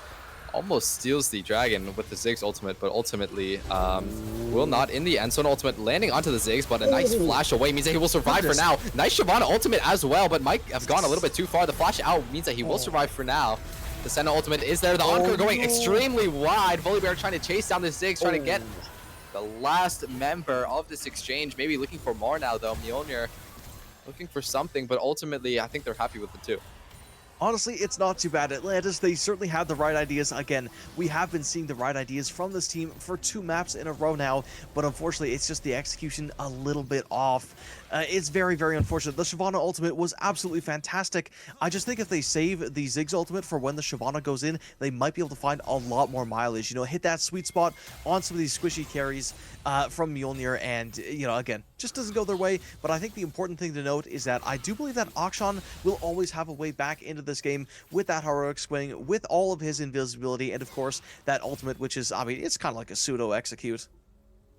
Yeah, definitely one of the weaker ultimates in the game. Doesn't do too much damage, especially if you don't have that much gold. But, you know, it is great at executing low health targets, which is what it was built to do. So hopefully we'll be able to see some clutch revives come out. But until then, it will just be a trade of dragons, one to each team. So no early souls, unfortunately, which is kind of sad to see. But Rylai's, not going to be the first item. I believe that is the build path for Riftmaker in the top lane, so doesn't want to opt for the Rylai's, which is a tad confusing to me, but I'm sure there is a reason. Honestly, it probably has something to do with the fact that he's dominating the lane so far. He's feeling confident. He feels like maybe he doesn't need that utility. But at the same time, I mean, up at the top lane, the advantage is just going to continue being pushed in his favor. And even Victor's coming in for some of the action, tries to get a little bit of a KS. But Bambi, a little bit too quick on the draw, is going to be moving over to Rip Trail. But at the same time, Mjolnir not going to want to take it for free because Atlantis is definitely making applying the pressure in the bot side. So they're just barely able to avoid the death. Yeah, I mean, this kind of looks like a little bit of a solo queue game, right? This cross map is absolutely diabolical. Just absolutely sacrificing your top lane. I'm not sure that's exactly what you want to be doing in this scenario. I think you kind of want to get your Gnar back into the game, but definitely at this point, it is too far gone. You know what, man? You might be a higher elo, but I do think that the Gnar has a lot of ways back into this game. Even if it doesn't get a lot of gold, yes, it's obviously not going to be hurting as much. It's not going to be as tanky, but CC is always going to be valuable. And I do think that the Gnar, again, the comfortability definitely going to come into question because he has played a lot of games on it. And even if, again, he doesn't get that many items, the Gnar ulti is still going to be very powerful, especially with a lot of the displacement tools that Atlantis has drafted. They have the charm to move you closer. They have the Ziggs to blast you away or blast you closer. They have the Shyvana ulti, which pushes you away. So I still think that it can find a lot of value, even if the gold numbers are not so pretty. Yeah, absolutely. Gnar does have a lot of CC, so does have a way back into this game. This bot lane turret has not been touched a single time before now at 17 minutes and 4 seconds. So it took them that long as bot lane tier 1 turret for Mjolnir has already fallen. So not the best in the bot lane. Definitely not how you want that lane to play out. But it is sort of the game plan of the Ziggs to not to die. That's not the game plan of the Ziggs, as that is what we saw happen. 2.1k gold lead on the Victor, and we're seeing the effects of it now. Call Me Loops trying to initiate a fist bump, but his teammates are definitely dissatisfied with his performance, or at least I'd assume they'd be. Well, you know, it's certainly a very tough game. And just kind of speaking to the bot lane, that is the Ziggs lane for you. Obviously, Senna is not the strongest laner in existence, and with Ziggs just being very passive and playing the lane quite well, he was able to get a lot of those crystallization attacks on that tower, which did, of course, lead to it being taken. But unfortunately, being caught in the mid lane, maybe not expecting the amount of gold that the Victor had, because I know I was certainly thrown for a loop now that he's got a Lich Bane and Blackfire Torch before 20 minutes in the game. Yeah, Lich Bane and Blackfire Torch before 25 minutes. Of course, it's not the craziest in a high-paced game, like when everyone's sort of at that mark, but when your enemy laner is on one item, I feel like it's a little bit insane to be on 2 items. Definitely, especially when you have the boots picked up as well. Yeah, so it should bode well for this upcoming dragon fight, about 10 seconds, but now being engaged on the mid lane might just be dead here. Ziggs ultimate's coming out, and the gold lane means absolutely nothing if you get bursted down like that. Shyvana able to flash away from the tower as well, so very big advantage ahead of this third dragon of the game. Yeah, Ziggs able to get some sweet revenge onto the Victor, and is probably just going to be looking to play keep away, making sure that Mjolnir cannot get onto this dragon again, just to keep funneling dragons into this Shyvana, which is going to make her a lot stronger. But I do want to point out that the engage did actually go their way this time. Previously, we saw a Shyvana ulti. It was a little pardon me, it was a little bit too deep, but the idea was there. Again, this Shyvana ulti as well, it was pretty deep, but it did find the target, and it did get a lot of gold onto the Ziggs. It was a big shutdown, so I think if Atlantis is able to keep their cool and find a lot more of these engages onto the very squishy backline, they will be coming out on top. Absolutely, we see the squishiness of the Victor right there. He doesn't have any mobility tools to help him escape from those sticky situations. So it's a good job by Atlantis to capitalize on that weakness and ultimately find themselves what could be a crucial shutdown. You can see from the gold lead on the overlay, 2.3k to Ziggs, but in every single other lane, it is a gold lead over to Mjolnir. It's definitely looking very, very rough at the moment. Again, we have been talking about the Senna having a lot of ways into this game. Even if they legitimately cannot farm, they will still get the souls, which is the bulk of this champion's power. And I think that they will still be relevant. Action as well, though. Again, as we've said, we were hoping that this champion had been in the limelight a little bit more, but as it stands right now, Victor just a little too strong, and just being stuck in the side lanes probably not going to help this Akshan get more gold into his pocket. Yeah, and this Sona is a scaling as well. Not exactly what you want to have as an Akshan, someone who can just stun you and out heal all your damage. So definitely want to get some more kills and some more gold in your pockets. His team not wanting to help him out with that one too much, just Shyvana not giving him too much attention. When she did, she took the kill. So no gold over to Akshan in this one, as Baron has spawned, and it has spawned for about a minute now, but neither team even looking towards it. For some reason, they just want to push out these lanes. Well, we have seen... Huh? I mean, it's very, very true. We have seen some very early Barons and some very messy Baron fights in these past couple maps, so I think it is going to be on the teams to maybe try to avoid this as Ziggs takes another tower. But that's another thing, is that Atlantis, they are A-okay if they could just sit back and push towers, because that's literally what their comp is meant to do, whereas Mjolnir, they are kind of playing on a time bomb. I do like Mjolnir's late game a little bit more, but the pushing power from Atlantis absolutely cannot be ignored. Yeah, I mean, here's the pushing power from Mjolnir, though. Able to pick up the Rift Herald, trying to drive it into the mid lane tier 1, which they will successfully do. Will it be able to get a second drive onto the mid lane tier 2? Smite it down, though, so not a successful drive. Forced to flash away as well. This is a very low Volibear. He should be able to walk out just fine, but that was very scary for the jungler of Mjolnir. I mean, now there's no flash confirmed for this next dragon, which, again, the flash advantage on the junglers definitely going to be very, very good. Volibear does still have ulti, so they can't, Atlantis cannot play completely careless, right? They have to be respecting the Mark of the Storm. They need to be respecting the Volibear because, again, even if they have a lot of displacement tools, the second that an unstoppable Volibear, mind you, gets onto them, it is going to be wrapped. Same with the Mordekaiser, who is going to be able to find an engage onto the Gnar. Going to be dropping them down pretty darn low. Is going to get the kill, but is going to be dropped right into the hands of the Ziggs, as well as the Shyvana. Encore going to be used as well, just to make sure the Ziggs gets a nice shutdown.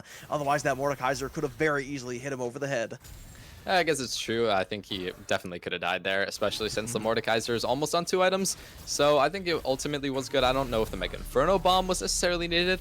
And Pot Agreed looking for a kill under the turret, not able to find it with the Arcane Storm, but able to chunk down this Akshan very, very low. So should secure himself this bot lane tier 1 turret. But yeah, again, nice shutdown over to the Ziggs. So just pushing his lead even further as he secures the top lane tier 1 turret in exchange for the bot lane one. Absolutely, and honestly, that's kind of a worth trade because, again, Ziggs has been able to collect so many plates, dare I say, most of the plates on his team, so he's deceptively fed. Despite the CS lead maybe not being the well, actually, it is pretty crazy, never mind, now that we look at it, but that is probably the reason why he's been able to get away with so much turret damage, and I wouldn't be surprised if he does want to build a Lich Bane after this one, because he's got the Shadow Flame online, he has that Luden's Echo, he has so much damage in his kit already. If he can land those crucial auto attacks, not just on champions, but also on the towers, he could be able to just two-shot these things.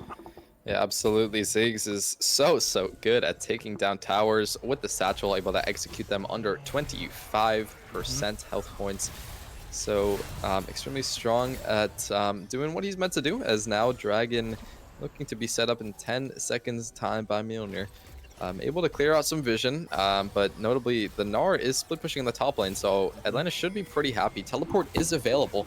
This should be a nice, good old 5v5 as we see the Mega Gnar teleporting down towards his bot side, now trying to run away a little bit. They see the Shyvana Fury is stacked up as well, so they should be very, very scared. Now, though, the Mega Gnar is out, so there's no engage from that crucial champion. Should be looking to stack it up now, though. Will he be able to is the question. J-Dog going extremely far forward, ulting the Shyvana. As you said, the Encore coming out onto 2, though. The damage isn't there. The Mega Inferno Bomb hitting onto 2, though. Pretty good damage coming out here. Shyvana finding the ult, finding the fleet onto 1. Senna ultimate getting so much work done. And ultimately, Mjolnir are looking to turn around the fight. Flash forward from Pot of Greed, getting the Arcane Storm onto 2. It is growing so large. But ultimately, in the end, Call Me Loops will be able to walk away with his life. But it's Mjolnir with the dragon as they set their sights toward this Baron. That was an absolutely phenomenal fight, and honestly, potentially a bit of mistiming from the Gnar, because as you pointed out, he was teleporting over as the Mega Gnar, not the Mini Gnar, so definitely not able to get their front line that they were certainly hoping for, and I do think that they wanted to draft for. Ziggs able to find a lot of damage in that fight, but again, not nearly enough, as that Encore did not last as long as they anticipated, which is going to give that Baron over to Mjolnir completely for free. Yeah, I am so thankful that they took the Baron. Perfect. Thank you so much. You recognized your angle and you took it. It was free there. Thank you for not basing. Yeah, we're pushing the pace of the game. This is exactly what we want to do. Of course, we want to allow our Senna to scale. We want to allow our Sona to scale. We want to allow our Victor to scale. But if there's a free Baron, take it. And they did. So I think they should be pretty happy with how that one played out. Definitely, yeah, and especially not losing really anyone, and oh, wait just a moment, potentially even finding another engage as Shyvana stepping a little bit too far up.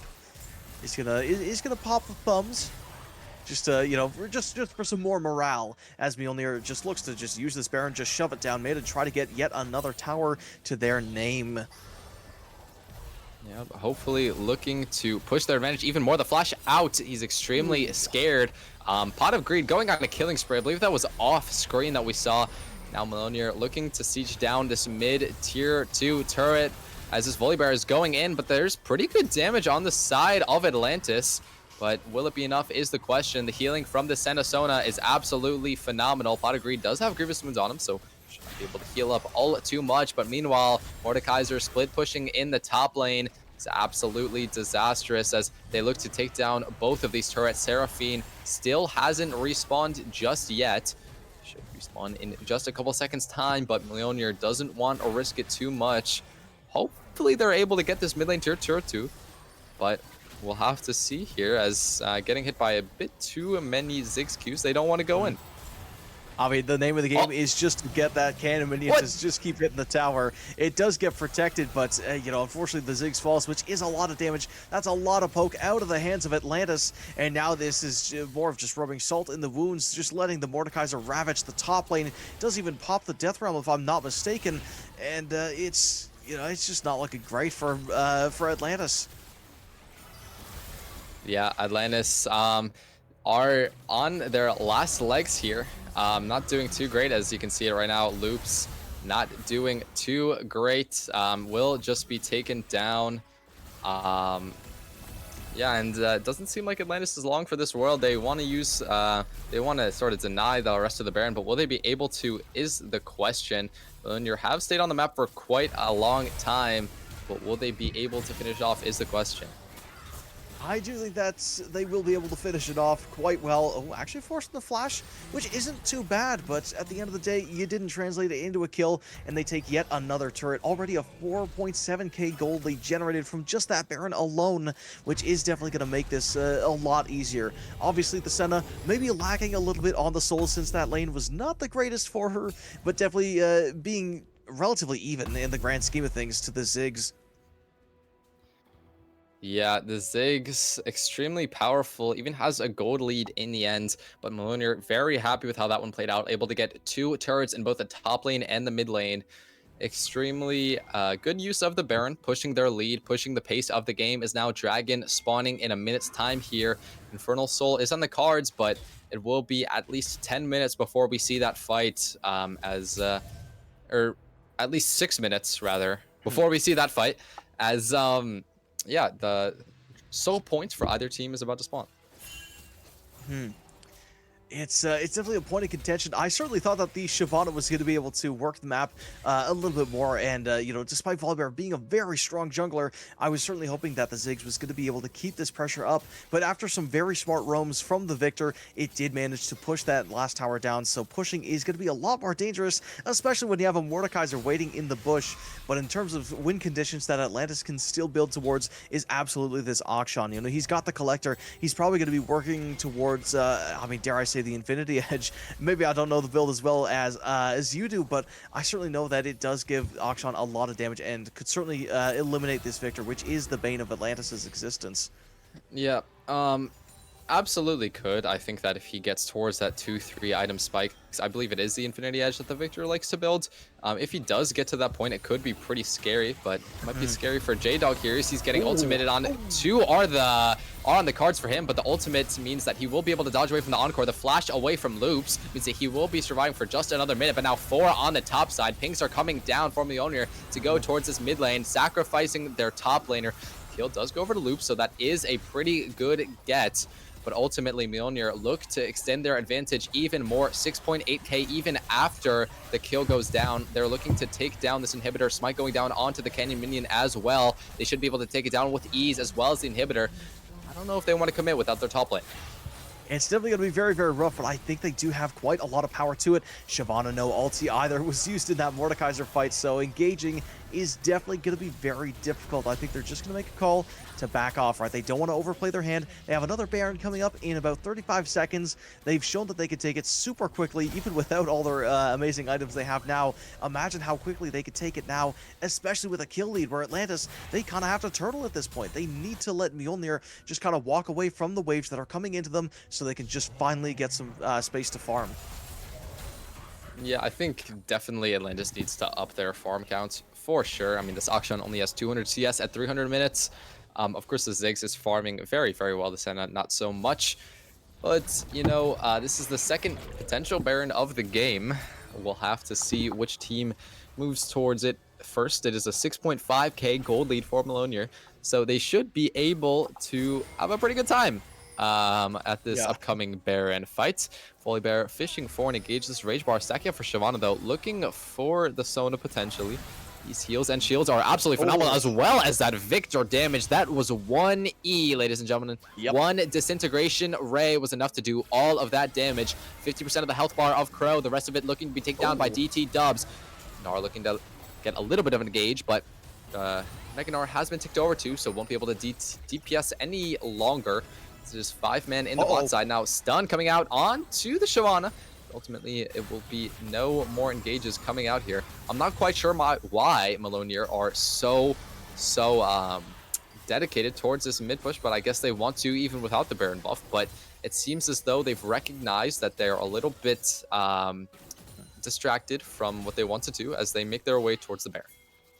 I don't think it was a distraction. I think it was just a matter of pushing the wave into Atlantis, so they don't have vision to play with this Volibear. Looking for an engage, has that ultimate available as well, but doesn't quite want to pull the trigger. Again, we saw this from Atlantis' POV last time with that Jarvan being a little bit too far away from the carries. Learning from their opponent's mistakes is a great adaptation.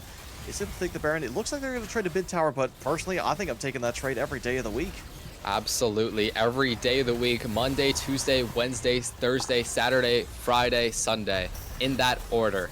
As we see now a flash forward from Pot of Greed, very, very aggressive. I'm not quite sure what he thought the angle was. Maybe he thought if he got the slow down onto the Ziggs, maybe there would be some good follow-up. The Q does not quite land on a Pot of Greed. Maybe he's looking for another one. I'm not quite sure how he saw him in that bush, but I guess he just had a better game understanding than we do, even though we have literally infinite vision as the blast cone was popped. Volibear looking to go on the hunt here, on the chase, but Shyvana will use the ultimate to go over the wall. Now might be caught out here. The flash forward from the Volibear will be a pretty good engage, but ultimately will not be able to find too much. Trying to go to again. with the ultimate. Maybe a little bit too far there, though. The Disintegration Rays are doing so much. The Arcane Storm is there as well. Silencing the Gnar up. He's not dead yet, though. The Flash away means he will survive for now. But the Flash ultimate means that one member will be trapped in the Death Realm. Loops will ultimately fall to the Sona in the end. And Crow will be the next. Atlantis are crumbling at the weight of the challenge in front of them. Mjolnir looks to take down the bot lane tier 2 turrets, but the Mega Inferno Bomb kind of frying them. Could be pretty scary. Gets the kill ultimately onto Pod. Agreed. Absolutely no clue how that kill went down, but ultimately it's advantage to Mjolnir. It's a consolation prize, but unfortunately Atlantis seems to be sinking like the city it's based off of in this series. Once again, history doomed to repeat itself, not able to crush the titans that wield the fabled weapon of Mjolnir, but it's still not over yet. They still have a time before the flood comes, and it's just gonna be an uphill battle. You know, obviously that Mega Inferno Bomb dealing so much damage, but I feel like that was just a kill handed over to the Ziggs. At this point, the Victor's so insanely strong. He's got 4,000 gold to himself over his laner. He's a solid 2 items up, if not an item and a beefy component. It's just so much gold that he has. He just doesn't even mind dying once. Yep. And you mentioned the flood that is destined to come, and that time is now. Infernal Soul is on the cards for Mjolnir. They do have the Death Realm as well to take away the Shyvana. So should go over the wall. He does have that unstoppable before the time ends, so he should be able to get over the wall, but it was a little bit mistimed in the end. Infernal Soul going over to Mjolnir now. The Volibear ultimate, he is going on the hunt. He is ready for justice here. The Thunder God wants to strike down with the Infernal Soul, working together so well as Mjolnir look to chase down the Ziggs, rather, not trace him. They are not painting a picture. There is no way in this game, but the picture that they have painted is so beautiful.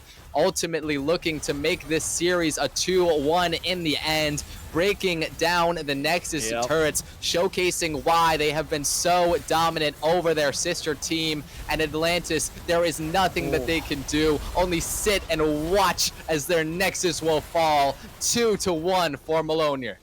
What a very, very dominant game. When you were saying there's no tracing, I do in fact think that unfortunately Deadly had a body outline at the very end of that game, because that was a complete slaughter by Mjolnir. Once again, showing us why they do have the better seed in this situation. Again, we saw a lot of really good ideas from both team compositions, but again, the execution for Atlantis maybe just not where it needs to be. And I mean, looking at this kills and damage and graph and all these graphs in general is just going to paint the picture. Because if we look at the builds again, we were pointing out how this Victor is just monstrously ahead of this Akshan, and Akshan items and tier 3 boots.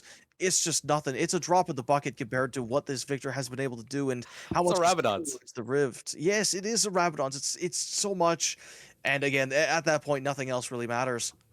And one thing that I really liked from Mjolnir in that game was how they were able to push their advantage. In the first couple games, in the first 2 games really, well, in the second game they really didn't have too much of an advantage. But in the first game, they really weren't able to push their advantage too much, right? Like, we saw them sort of be slow on the Barons, be slow on the map, but in this game, they were focused. They took the Dragons, they took the Barons that they needed to, and they got the win for it. We can see in the damage charts, though, who was the real carry of this game, of course, in the mid lane, Pod of Greed. 44.7k damage on the Victor, although not the most in the game. The Ziggs able to do 51k, which is definitely to be expected when you lock in that pick. Absolutely, and I could only imagine the tower damage graphs are mainly going to be looking the exact same as that Ziggs was going to be whacking away on basically every tower on the Rift, mostly unchecked, mind you. Down in the bot lane, didn't really get a lot of contest from the Senna and the Sona duo, and then of course in the mid lane, we saw a really nice dive from the Shyvana on this Victor to temporarily shut down the Machine Overlord, but unfortunately, you know, it just came right back and came back much stronger, and in the end, that tower really didn't mean too much. Again, we could see in these graphs a lot of these upswings for the blue side was those towers going down, giving like upwards of 700 gold to this Ziggs, but eventually, again, the Dragons, they just surmounted to a crazy advantage. Shyvana was not able to get the scaling that she initially wanted, and from there, it was just done for. Yep, absolutely great showing from Mjolnir to take out their sister team. Wonderful job by them. Did get a little bit messy in game two, but ultimately they were able to pull it back for the 2-1 victory. Ultimately, in the end, doing a great job of taking down their sisters slash rivals. And yeah, again, we talked about them being dominant in scrims, and we could see why. We talked Mhm. about scrims being 2-1, and we can see why. It was the story that has been told before and probably will be told again. But the story, unfortunately, tonight has concluded. So that's all from me. My name is Caliber. I'm joined here by Gareth, and we are Ember Esports. So thank you so much here for joining us. I'd like to thank our production staff as well. Hope you all have a wonderful night, and make sure you stay tuned for our next broadcast.